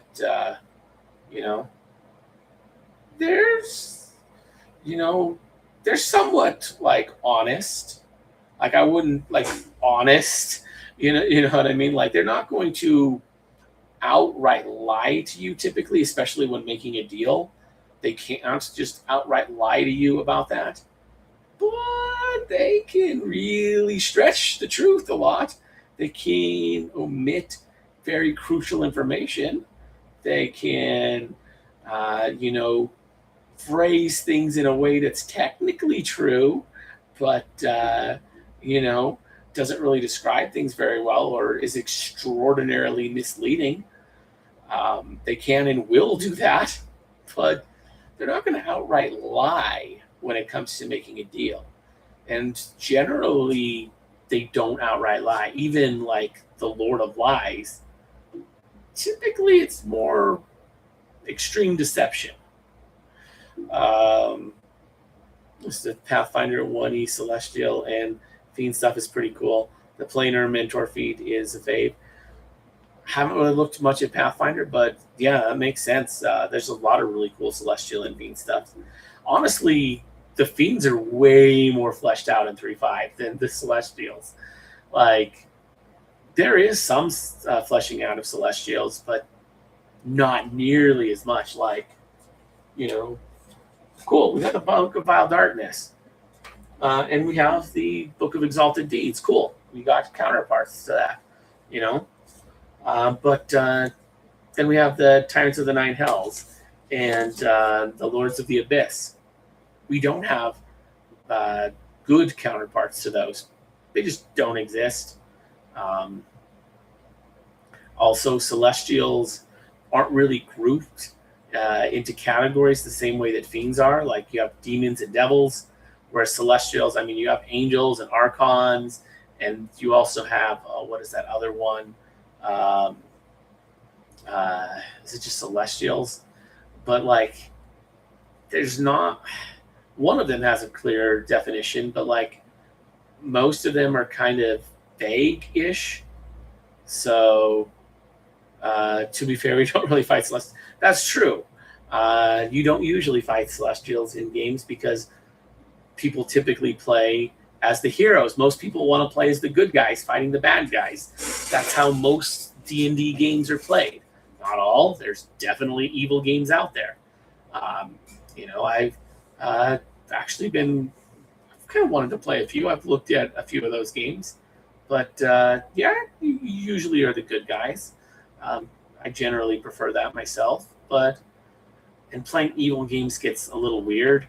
from logistics in a lot of ways, because I don't know, they're harder to run in a way. I think it's just more people aren't used to the way they're run. So yeah, you really have to flip everything on its head to really run an evil game right. Because like, you're working on setting up an evil organization in secret and like building up the player, like building up the players of the organization of like, okay, like setting up an organized crime syndicate if you're doing the lawful evil route, or if you're going the chaotic evil route, then I guess you're just murder hobos. Yeah, you're basically chaotic evil is basically just murder hobos, but that has its own challenges of how are you surviving logistically, like how are you getting food and water? It's not like these towns are providing them to you, unless you've got them like under like slavery and stuff, and are keeping some people alive strategically and stuff. It gets to be a whole thing. Yeah, chaotic evil though, that's your murder hobos. um, that's just what that's just what chaotic evil is by nature. You just kill everyone. Have you ever had players become gods? Not yet. I haven't had the game go that far. Now, I'm all for that happening, but that's one of those you're going to have to be getting into. You're going to have to pass like level 30 or 40 and stuff. Low level epics, like if you're in the 20s, that ain't cutting it for godhood, in my opinion. I ain't letting players get into the deities at that level. Nah. Even if they're min-maxing and doing stuff, no, gods are stronger than that. So, at least in my opinion, I have thought about doing that as a high-level game. I've even wanted to do like an Oops All Pun Puns game. I thought that would be pretty fun. I don't know. I just thought Oops All Pun Pun would be really fun, where everybody's just freaking overpowered, like god character, and I don't know. Probably let them just go nuts and do whatever they want for a while, and eventually the gods step in, and very quickly it gets to the point where they're facing the ultimate god of the world, the Dungeon Master. And basically, if I'm the DM in that game, I would just be doing everything I could to try and kill my players at that point. Because, that'd be kind of the point. You let them go wild for a while, and then eventually you just literally do everything you can think of to try and kill them. And if it's an Oops All Pun Pun game, that might actually be kind of hard to do. Because, Jesus, they're just so overpowered that even trying to kill the players by just throwing the strongest, most bullcrap things that you can find at them and just saying, yeah, meteors come from the sky, or this happens, or that happens, or the earth blows up. Like, I don't know if destroying the world, I don't know if destroying the planet would be enough to kill a party of pun puns. They'd probably figure out a way to survive that and recreate the planet or some other planet. So yeah, that would be fun to try. Lectum Dragons are an awesome campaign modifier. Interesting. I'm not super familiar with those. I've heard of that, but can't say it's something I'm super familiar with. 35 to 40 for Godhood for sure. Oh yeah, 100%. Like that's about right. And like some of the gods in the books, like I would modify because they're kind of outdated and they're poorly min-maxed. Like Bocop, 20th level cleric, 20th level wizard. Really? Come on. 3rd level wizard, 3rd level cleric, 10 level mystic the Urge, and then I don't know, some other prestige classes on there. Don't give me 20th level wizard, 20th level cleric. Nah, that's bull. 3rd level wizard, 3rd level cleric, 10th level mystic the Urge. I don't know, 5 levels of archmage, 5 levels of just regular the Urge. You know what I mean? Like you throw some stuff like that at them or something, and that's even not the best of min-maxed. Yeah, but you don't want to do something like that at the very least, because yeah, the way a lot of them are made, it's like they're kind of weak, and they could be a lot stronger. Um, yeah, so I would definitely rework most of the gods if I was going to throw them in, at least in a setting where they're going to be like actually fighting. Now, would I throw gods at players, or even early game? Yeah, I would absolutely do it. If you're in one of my games, be prepared to face what is it, Fronghorn or whatever, the god of roads. I don't know how the frick to pronounce that name. That is way too many consonants. But yeah, and by face I mean you're traveling down the road when suddenly an old man goes speed walking past you at high speeds. Um, there's the encounter. He just ran past you. Like nothing really happened, or maybe make it a little more eventful. You're stuck at the road, and there's suddenly like something blocking the way, and the players are debating how to figure it out. Suddenly, an old man starts speeding past, when all of a sudden the path just magically clears, and he goes charging down past it. uh, and the players would be like, "Oh, there goes the god of the roads, I guess." You know, he's someone that you're likely to just run into if you are just traveling, because that's what he does. Like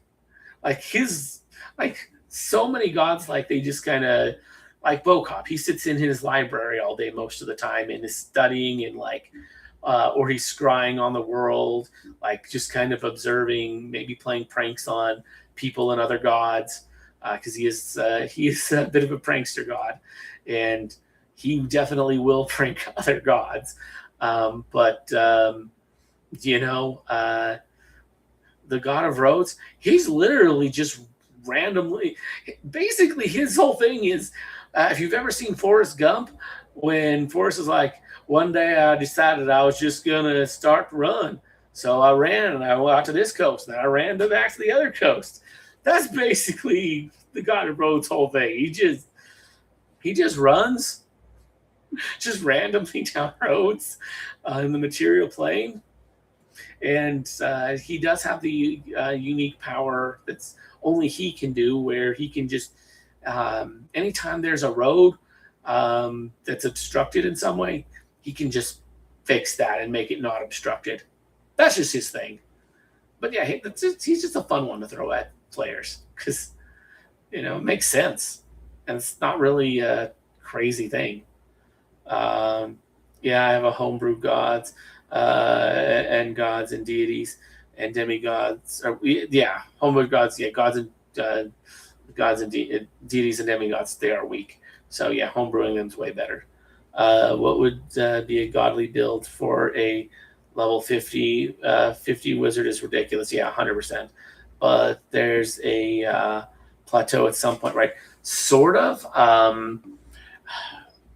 I mean, basically, you would take 3 levels, or maybe a few more of wizard, maybe at most 5 or 6, and then you just start grabbing prestige classes. There's so many prestige classes that give stuff that basically any prestige class that gives full arcane casting progression, you're going to want to take if you're going just really high level wizard, because basically what you're giving up is you're giving up your familiar's advancement, not its HP, but everything else, which whatever, you're not really using most of that. And you're also giving up a feat every 5 level, or a bonus feat every 5 levels, which isn't that great. So, and what you're gaining is pretty much always going to be better than that. So basically any prestige class that gives full arcane casting, you're going to want to take that first. And at some point you'll probably want to take like 3 levels of druid, just to be able to take like Mystic the Urge and Arcane Hierophant, because I mean, at some point it's going to be worth it. Um, yeah. There is a cap at some point, although you can always just make more prestige classes, and there's also epic levels of the prestige classes, which you have to be over level 20 and have maxed out the prestige class. So yeah, you're really never going to hit an actual cap, especially if you consider epic. But epic casting can be a bit of an issue, especially with the urge classes.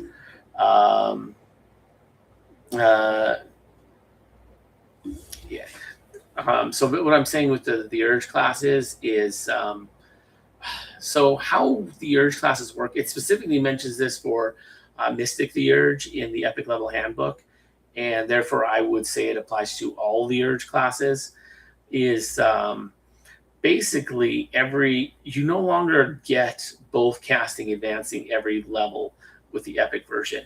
You can only get one or the other, which kind of sucks and kind of takes the whole purpose away from them. So yeah, I don't know how great these other epic prestige classes would be, but yeah. Now, granted, there are some pretty good ones. I know the epic level handbook does have some really good prestige classes in it that are specific to epic levels. I don't know the mage ones off the top of my head. I do know the one that's for barbarians or fighters. I forget the name of it, but that one's pretty cool because it lets you break force barriers with a freaking melee attack, which is insane. Yeah, like you can use, I can't remember if it's a melee attack or a strength check, but just freaking use brute force to break force. That is absolutely insane. And that particular prestige class is the only way to get that. Yeah, it has uses per day, but still. Yeah. Let's see. But yeah, there is no real plateau. Like there's soft plateaus, once you reach 20th level, that's a soft plateau, because you no longer gain the same kind of base attack bonus anymore. And the base attack bonuses that you do gain every other level, which you will get every other level regardless of what class it is, they no longer apply for gaining more iteratives. So that kind of sucks. And yeah, and on top of that, there's other things that hit for level 20. The rules just change once you get level 20. So you really need to get like certain things down in your chassis by level 20. It's kind of important, especially iteratives, if that's something you care about. So like if you want to be making multiple attacks, like if you're a 20th level wizard, you're going to have 2 attacks per turn, and that's it. You'll never get any more. Sorry, but that's it. Now, do you really care about that? Probably not, but there's no way to really improve that. And, the most you could ever get is, 4. Although I guess if you take levels of monk, you could always improve it with flurry of blows, because that could be added later. And with that, I think you can get it for like 6 or something. Not that monk's that great, but yeah. Is spell casting past 10th possible? Could a level 50 wizard cast level 15 spells? Yes. Now, it's tricky though. So, yes, but. So basically, how it works is 9th level spells, you know how they work. 10th and up are weird. So there's 2 different classifications of epic spells. There's 10th plus level spells, or in the cases of bards, 7th plus, or in the cases of paladins, rangers, 5th plus. And those are taken by, you take a feat that basically gives you one spell slot, one level higher than your highest. And basically that's just so that you can apply more meta magic feats to your spells. So like if you wanted to do, throw meta magic feats onto a 9th level spell, that's how you would do it. Is you'd get like 10th level spell slots or 11th level or 15th level spell slots. Now you only get one per time you take the feat, and it's one level higher. So you take it once, you get a 10th level. Take it again, you get an 11th level. Take it again, you get a 12th. So it's not the greatest feat in the world. Now, but there's also a second type of epic spell casting, which is the more common one, where these don't have a level to them. It's just epic spell slots, and you get them based off of ranks and skills. I think spellcraft. I think it's based off spellcraft ranks or something like that, or maybe it's the knowledge, your appropriate knowledge skill, arcana, religion, or nature, depending on which class. Probably other ones could apply for other more niche stuff, but anywho,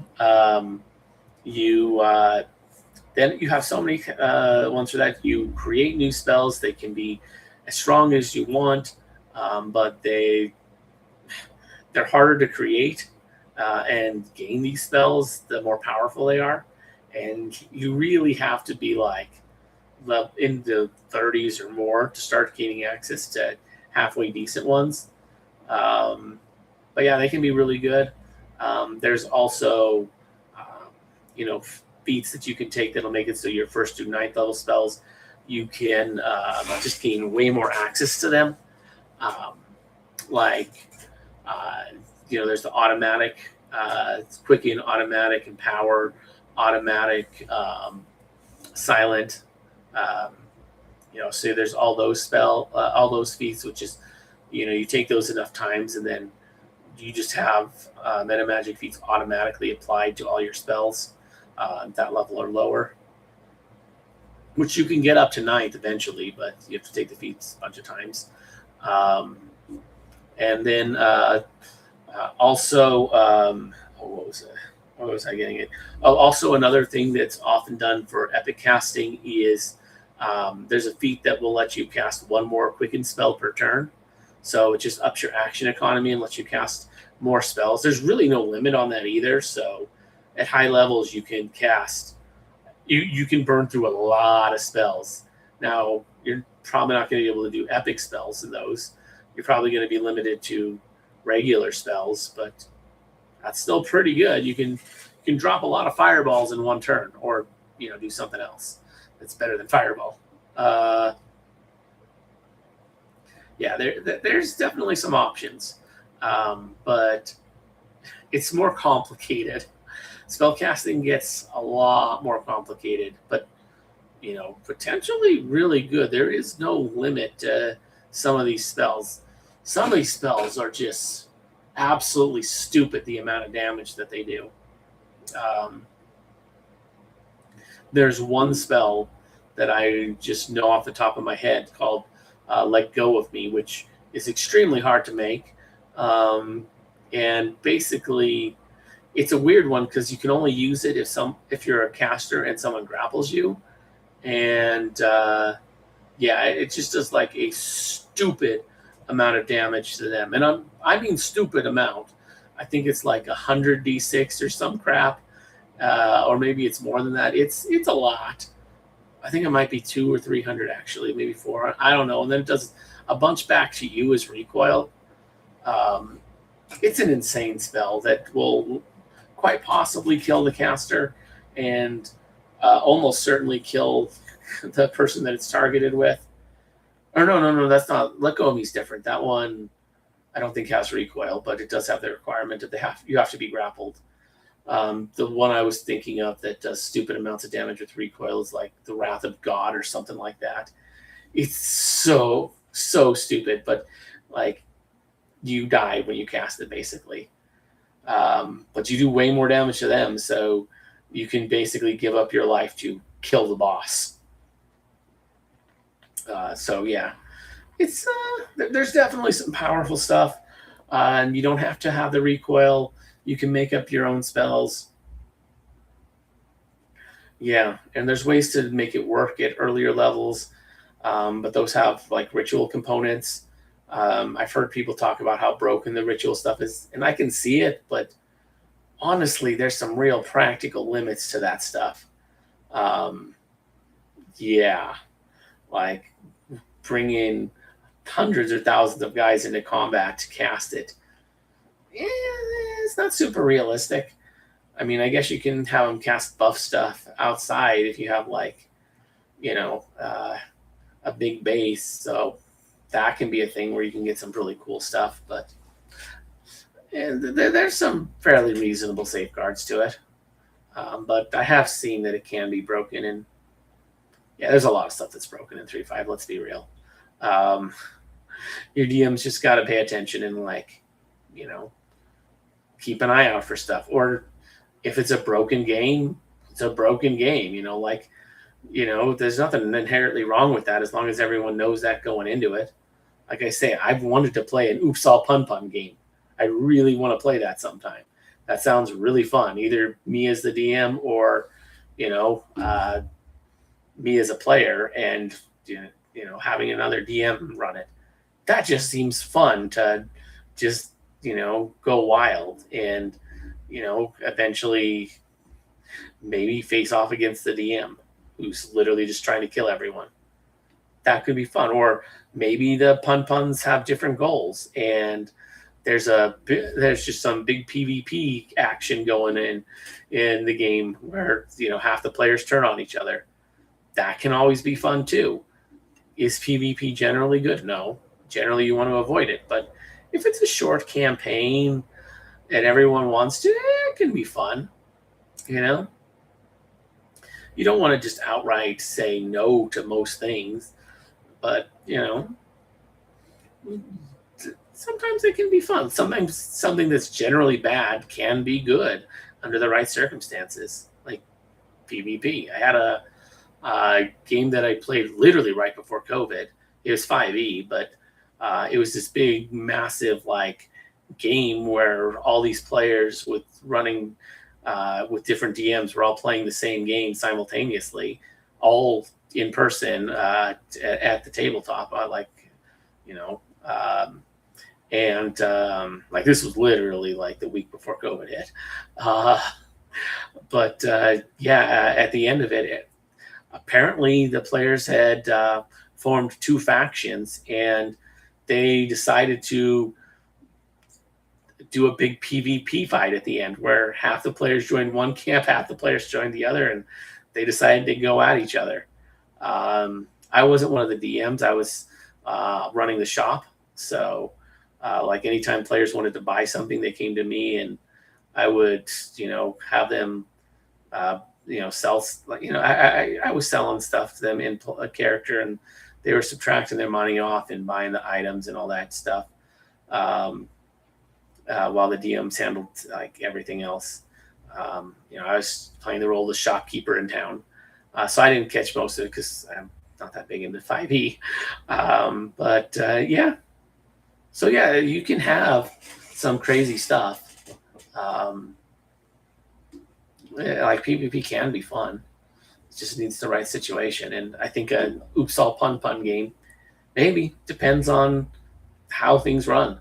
Like ideally, I'd want to do a Oops All Pun Pun game where we start off just being able to run wild, and then we see what happens. Maybe it turns into a PvP thing. Then, you know, maybe it ends up being the players versus the DM. Who knows? Let's see. Snag. An arena with Fortitude Fate spelled permanently chanted on its grave for PvP. Fortune Fate. I'm not super familiar with that. Let me look that spell up because I'm not actually familiar with it off the top of my head.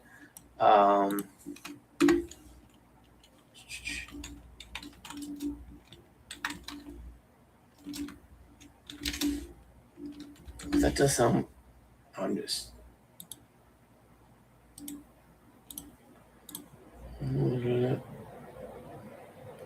Stupid ads.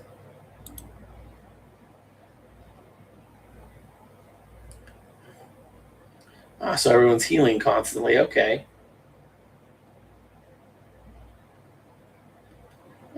So there's still ways to kill people, but it would make it really hard for everyone to die. Okay.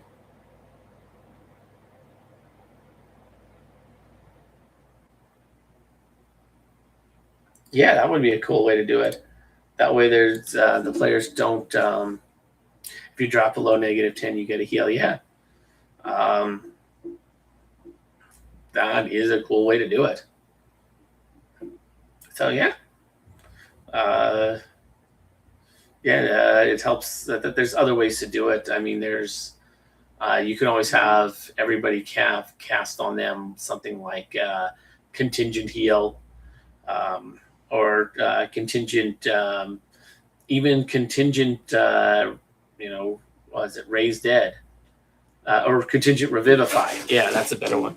The broken part is the fun part. Yeah, broken can be really fun. As long as, but the trick is everyone has to know that going in. Everyone has to be on the same page with how broken things are. If everyone's not on the same page, then no, it's not fun. Because if you're going in there and you're like, I got this min-max character, yeah, this is awesome. And the other guy's like, yeah, I got this min-max character, this is awesome. And the other two guys are like, yeah, I got this basic character. Yeah, that's not going to be fun. Like for you guys, maybe, but those two guys that, aren't min-maxed like you, they're not going to be having that great of a time. They're going to be sitting there going like, well, this kind of sucks. And I've had that happen in the past, and I felt really bad about it. The guys never came back, which I don't blame them. And yeah, after that, I implemented a rule of, yeah, no, if you guys are going to keep playing min-max characters, you need to make sure that all the new players are also getting that. So you're going to need to help the new guys make characters on the same level as yours. And they were cool with that. I figured they would be, and they were. So definitely make sure that's the case, that everybody's on the same playing field. Because it's not fun if one character is significantly weaker than the others. You don't want to be playing that guy. Nobody does. But yes, if everyone's broken, that can be fun. And it can also be fun if everyone's broken and the DM isn't. That can be fun too, when the players are just steamrolling the game and there isn't any real challenge. Now, it depends on the players. Some players are going to want the challenge, but other players, they're happy to just have everything have everything just be easy for them and just be like, yeah, I'm super strong. This is awesome. Like, I like that. That can be fun. You know what I mean? Like, that's a perfectly legitimate way to play too. It can suck for the DM to run that if the DM's not in the best headspace. But if the DM's in a good headspace where they're like, and understanding that, yeah, they're not supposed to be trying to kill the players, then it's not a problem. The DM can enjoy it just as much as anyone else if he's not taking it seriously and just letting the players enjoy their wins and just kind of letting them do what they want. That can be perfectly fun and perfectly fine. So really just depends on the game and the players and the DM and everything. I generally don't think things too seriously with my games. I stay pretty close to rules as written. I go with rules as intended, at least as I view them as to be intended. But, sometimes a lot of the times it's rules as written, because you can't always gauge the intent. But, sometimes when things are a little ambiguous, or they seem to, or what's written goes against like a lot of the doctrine that's like established in like the DMG and stuff. It's like, I don't know about that one. So I'll go against it sometimes, but it really depends. I try and even then still stick to rules as written as much as possible. But yeah, sometimes things are just crazy, but other times it's like, okay, we can go with that. Like hulking hurdler, that one can get stupid damage. Like, it's like, wow, I did 5 gazillion damage. It's like, okay, cool. What'd you do? Did you throw the moon at them? How did you throw the moon at them? Like, where did you get a moon-sized rock to throw at these guys? You know what I mean? Like, that's kind of, you got to think about logistics on these things. If I could kind of see it if they like found a way to like teleport up to the moon, grab it, bring it down to Earth, and then just throw it at the enemy. Okay, but like you have ammo with one. You know what I mean? Like, yeah, I'm happy when my players win. I do try and give the challenge, and then sometimes I just roll my mobs. They seem to love both. Yeah, I like to do a little bit of mix of both. Like sometimes I'll throw weak challenges at them, like, and sometimes it's a matter of showing how strong they've gotten. Like one of the last challenges I thrown at them before things fizzled out was like, yeah, this is the last fight you have before you go back to the final fight. Here you will be facing against just like 3 pit fiends. No big deal. Yeah, it's just a small fight. And like I didn't even like put it on Roll20. I just did Theater of the Mind with it. Normally I hate Theater of the Mind, but I'm like, yeah, this is such a small fight. We don't need to worry about actually going to Roll20. Well, we can Theater of the Mind this. And yeah, and the funny thing was, it was 3 pit fiends. That is a pretty serious fight, but these guys were like level 26. And they're pretty min-maxed. 3 pit fiends is nothing for them.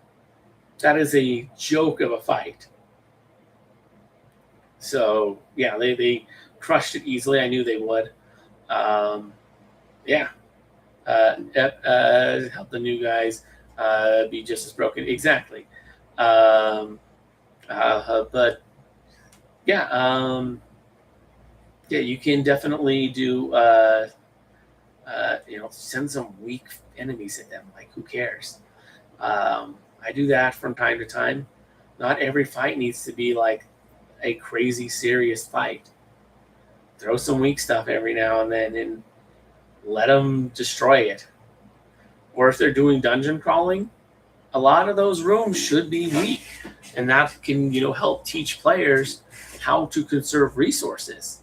Especially like your spellcasters.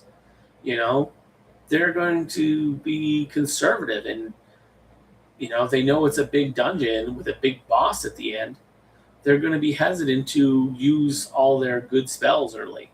They're going to be, strategic to make sure they still got some spells left over for the fights to come. And that's important. So, having some weak fights that they can easily deal with. Yeah. And on top of that, sometimes I encourage my players to do crazy. Like sometimes there's things that, a lot of DMs, and even sometimes I'll just like be like, oh yeah, whatever, that's easy. We can skip over that. Sometimes I decide not to, and the players just decide to be, stupid. And it's like, all right, well, we just spent half a session on something that was trivial, but okay, you guys just made dumb choices, and you wasted half a session, but it was funny, so cool. Like, I'm all for that. Like, one time there was a session where a player hadn't shown up the previous session. So I'm like, okay, well, these guys just show up in a random different city, and they need to find some way to get back to the rest of the party. And I didn't have to have them show up at a different city, but I did. There was no combat going on. Everything was pretty well safe. We spent half the session figuring out how to get the party back together. They literally just had to teleport. They had the spell. They could have easily done it. They didn't. They made it way harder than they needed to, and they spent half the session wandering around trying to find each other, and it was an absolute mess. And I made fun of them for it, but it was funny, and it was all in good fun. Like, I'm like, guys, you could have just teleported, right? Like, you made this way harder than it had to be. But I was laughing while I said it because it was funny, and we all had a good time. And that's what's important. It's like it's about having a good time. Like that's how you know if you're playing it right. If everyone's having a good time, you're playing D&D correctly.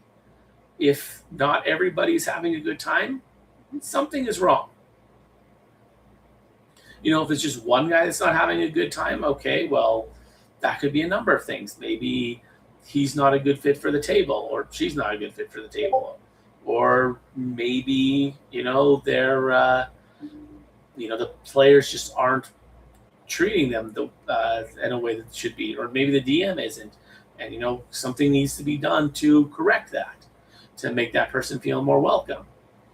It's hard to say with just one person. If a lot of people aren't having a good time, that could mean maybe the DM's doing bad, or maybe there's a player that's pissing everyone off and they need to be kicked out of the group. It really depends. But yeah, if not everyone's having a good time, something's wrong and needs to be addressed. But if everyone's having fun, you're doing a good job. You're playing D&D correctly. Had a DM mad at me for playing a healer. Really? I was just having a ton of fun being a healer, and he got upset because the party didn't have to run from an encounter. He had planned to be overwhelming. Well, that's just being spiteful. I love when people play healers, because when you play a healer, it's like, okay, cool. Now we don't have to worry so much about like that's a huge logistical problem with not healing, like trying to get your health back after fights. 3-5 is brutal without a healer, or just some sort of healing items, which cost money. It takes a while to get back to full health. Like it can take a week or two to get a full heal, unlike 5e where, oh, we got a full rest, we're back to full health because we slept for the night. We were bloodied and dying, but we slept for the night, so now we're good. 3-5 is much more realistic of, oh, yeah, we were bloodied and dying, so we slept for 2 weeks. Now we're back to full. Still not super realistic, but a lot better than 5e, I'll tell you that much. It takes a lot more time to heal naturally. Generally, if you want to get back to full in a day or two, you need a healer. A cleric or druid can easily fully heal an entire party in a day with all their spells. They might not have that available, because they've cast other spells.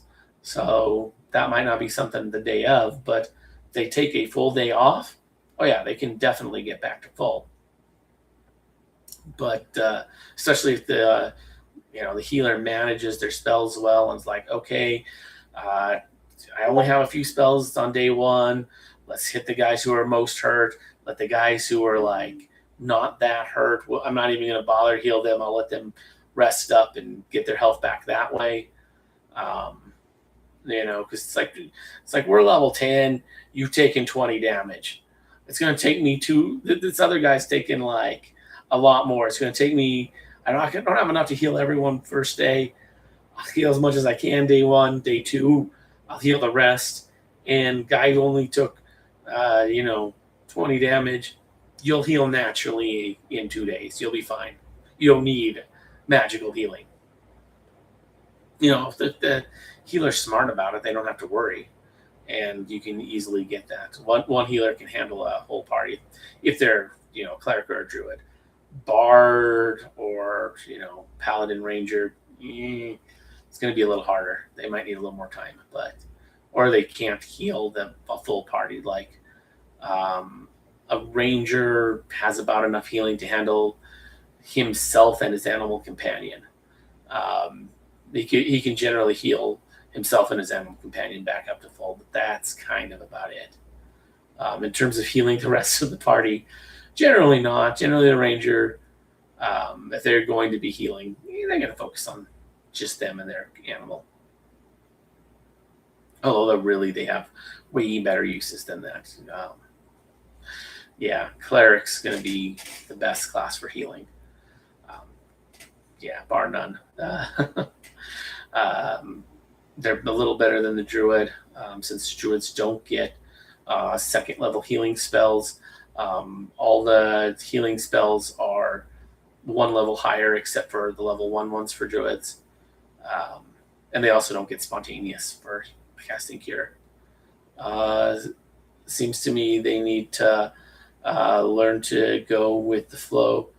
They need to learn to roll with the flow. Yeah, 100%. DMs absolutely need to go that. I got a little off track there, but yeah. Players think of things you never consider all the time. Oh yeah, always. I'm definitely a bit of an improv TM. I generally don't prepare that much for sessions.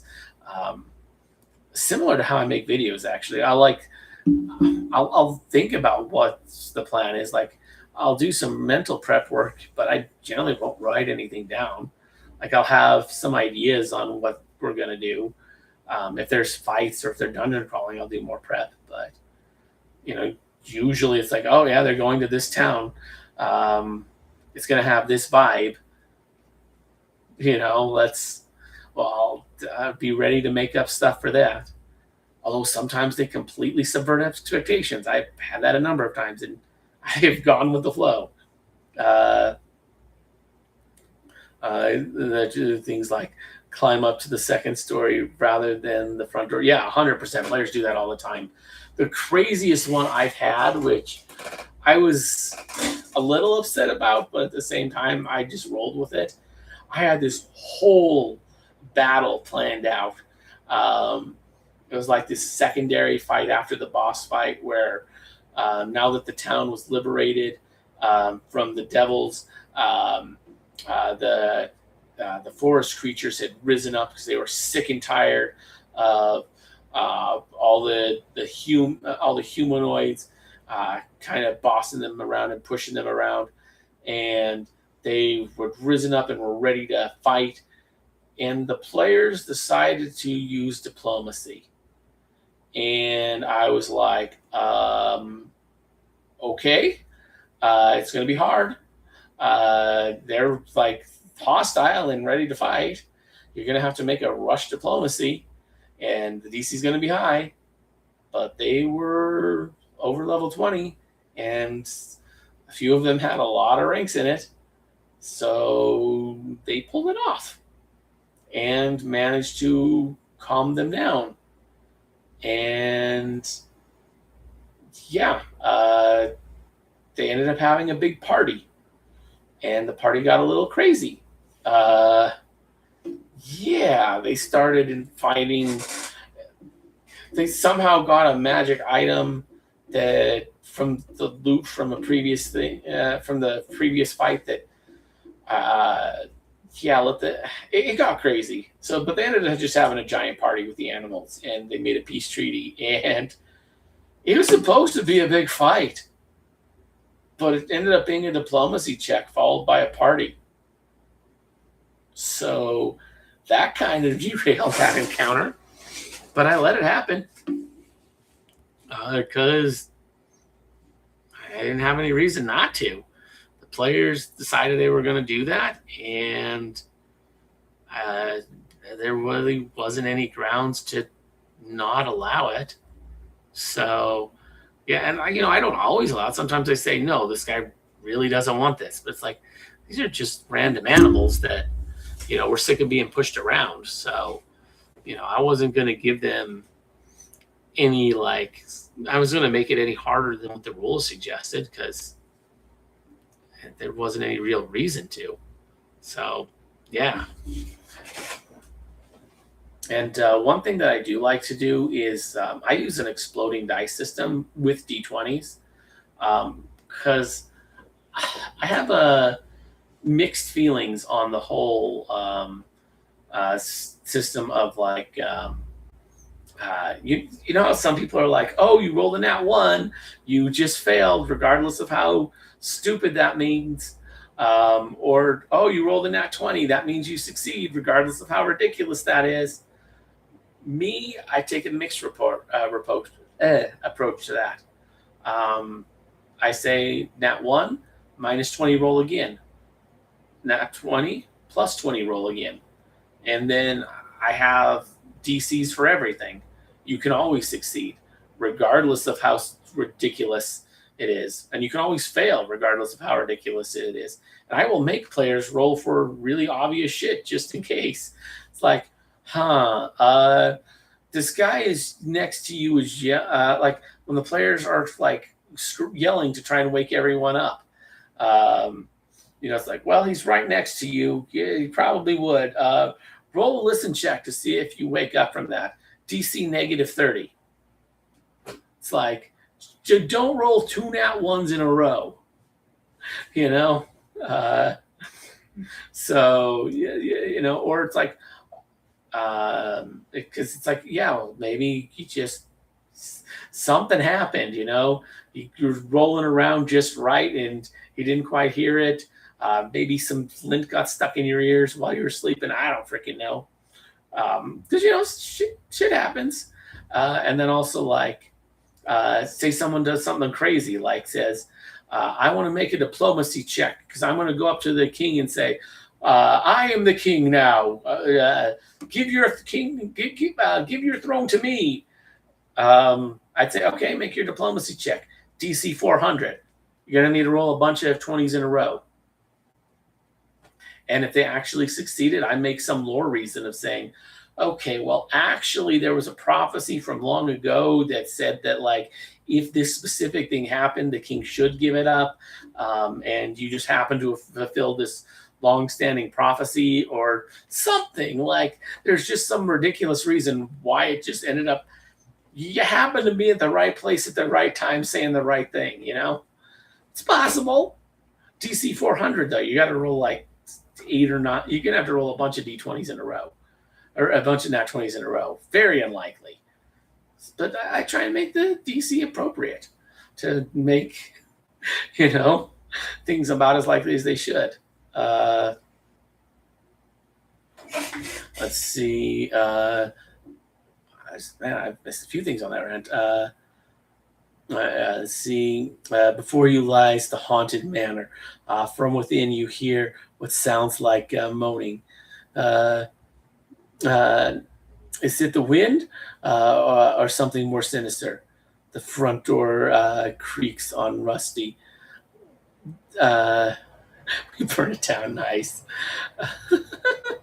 That's funny. The thing I tried to stop was the wizard casting the wall of iron and the bard playing a lyre of building to turn the walls into steel ingots to craft into plate mail to sell.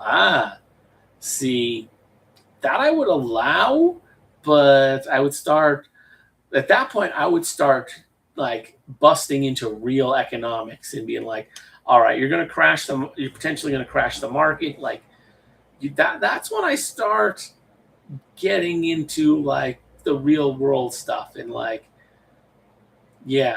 like supply demand,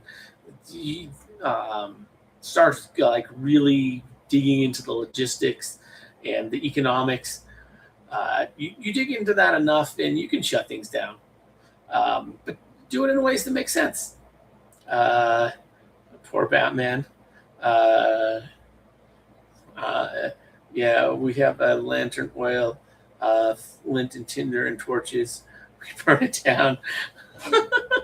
That's not great stuff to be burning stuff down with. But I even sometimes for things like when people roll spot checks, if they happen to roll really bad, like they roll a nat 1 and they end up getting like negatives, I'll give misinformation.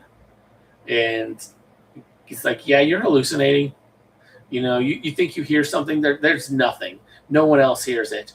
You heard it, though, guy who rolled the nat 1. And he's like, I swear I heard something. It's like, sure you did. With your -37 spot check. Or listen check, I guess, if you heard something. Spot check would be like, you see something that isn't actually there. I will absolutely give misinformation if people roll really bad on spot and listens.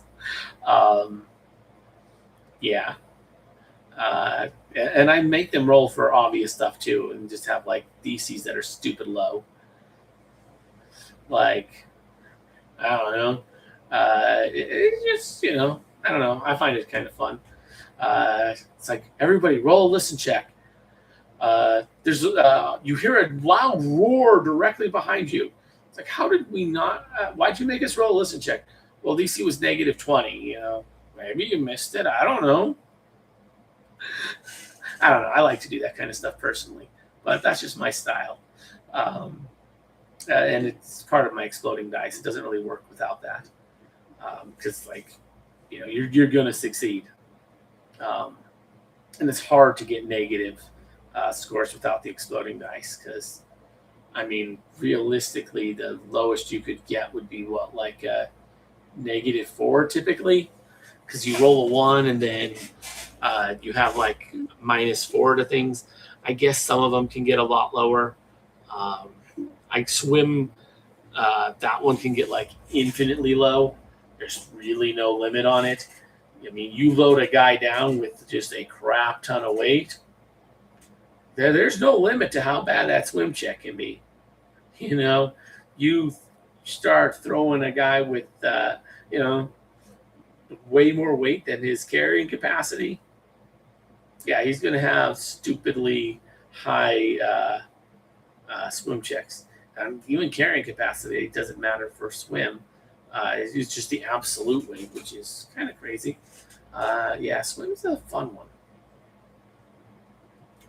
You definitely don't want to be swimming with weight.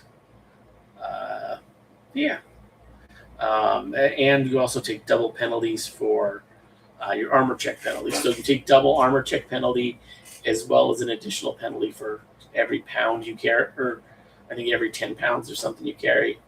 So, I forget the exact numbers. It's been a while since I looked it up, and that's not counting carrying weight. That's just, everyone takes it, regardless of what their carrying capacity is.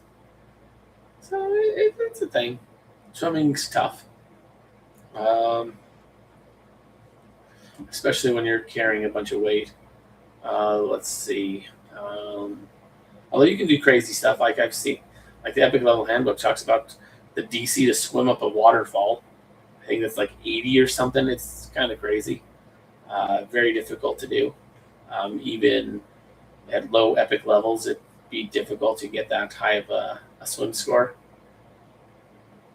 But there's all sorts of crazy stuff, like being able to track something when there's like almost no evidence. It's like, I'm going to track a wisp that floated by last year, and there's been, multiple, and it's like heavy rain and stuff that has gone by since. You can still do it. The DC is going to be stupid high, but you can find ways to track that.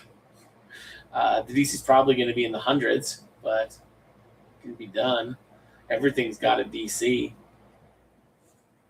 And even without exploding dice, you can absolutely get as high of a DC, you can get as high of a check as you want, because there's no cap on how high of a skill check you can get. You get one more point every level, and you get to add your ability, whatever one it happens to be. And you also get, often other things as bonuses. So you can get those pretty high. There is no limit on it. Like, at level infinity, there's, infinite ranks that you can put into things. So, you can always make stuff. It's just, although realistically, you'd be starting to, rely more on, stuff that you get from divine ranks than you would skill checks once it gets to that point. Because divine ranks are, they're a big deal. So, we are starting to get close to the end of the stream, by the way. We got, another little over 5 minutes left, about 5.5. So if anyone's got anything they want to say, it's probably a decent time to start wrapping things up. I mean, I'm not going to end for another 5 minutes, so there's definitely time to talk about some stuff, but definitely time to start wrapping things up. And if anybody's got anything that they still want to talk about, let me know. But yeah, I do definitely really appreciate finally hitting 2,500 subscribers. I am trying to start put out more content. Hopefully I can get more coming out soon. That's kind of the plan going forward. And good night, sir. Good chatting. Yeah, good chatting with you guys too. Like, if you guys didn't show up, this would have been really boring. Like, these streams don't work if you guys don't show up for them. It's just me ranting for 2.5 hours trying to keep things interesting. Doesn't work great. I start to run out of things to say after a little while. So definitely appreciate you guys coming out, and definitely thanks to freaking Juan or Jaynod. I don't know how they pronounce their name. They never told me, but I know they're not here. They left a while ago, but definitely thanks to them for a freaking $50 donation. Like, I still can't believe that happened. Like, holy crap, that's insane. I've never had a donation that big, except for, I mean, I've had like friends donate that much or more, but I've never had just like random people that I don't know. Like, the only person who's ever donated that kind of money to me was like my best friend. And that was on a Twitch stream, but still. So yeah, super appreciate that. And thanks to everyone else that's showing up. Like, and thanks everyone to helping me get to 2,500 subscribers. Like, I do these live streams like as a thank you to you guys to, give you a chance to hang out with me since, you've supported me. Clearly you seem to like me for some reason. So I figured give the chance to just kind of hang out and chat, ask questions about the game, just kind of talk about whatever you want, and just kind of have that opportunity to have kind of a one-on-one with me. Although, I mean, it's not really one-on-one. There's other people, but there's not that many other people. When I do these, there's more every time I do these because my channel keeps growing, and I only do these when I hit milestones. So by necessity, there's going to be more people every time, but that's just kind of how it works. And, the people who are here early, like now, like I'm still pretty small time. You get, higher quality stuff because you're, talking to me more individually. Definitely really appreciate that. I am going to be putting out more stuff. I do have that Spy Master video that I've been working on. Hard to say exactly how far along I'm decently far. I think I'm over halfway through it. So, that's going to be something coming out in the next little while. Hard to say. It really depends on, it really depends a lot how long it'll be before it comes out, but it shouldn't be too long. And then I'll start working on the next one. Shorts will be coming out. I already put one out today. Probably won't put another one out till tomorrow, but yeah. And thank you to everyone who showed up tonight, like Snagwolf, Kraken, Kobanizer. Have a good night. Congrats again on reaching this milestone. Yeah, I appreciate that, Kraken Bound. It definitely does mean a lot that you guys were helping me get to this. And cool name. I actually did have my players fight a Kraken once. That was pretty fun. Although it didn't last very long, and one of my players canonically, their character did not see the fight because they accidentally phased themselves out of existence for 3 turns, and the Kraken was defeated. The Kraken showed up and was defeated during those 3 turns. So that's a thing, which was very funny. But that's just something I was thinking of with your name. Anyways, we've hit the 2.5 hour mark. So I'll see you guys again Friday, same time, same place, both digitally and literally. I will be filming from this same location, most likely. But anyways, as always, I'm Mitch. I'll be seeing you.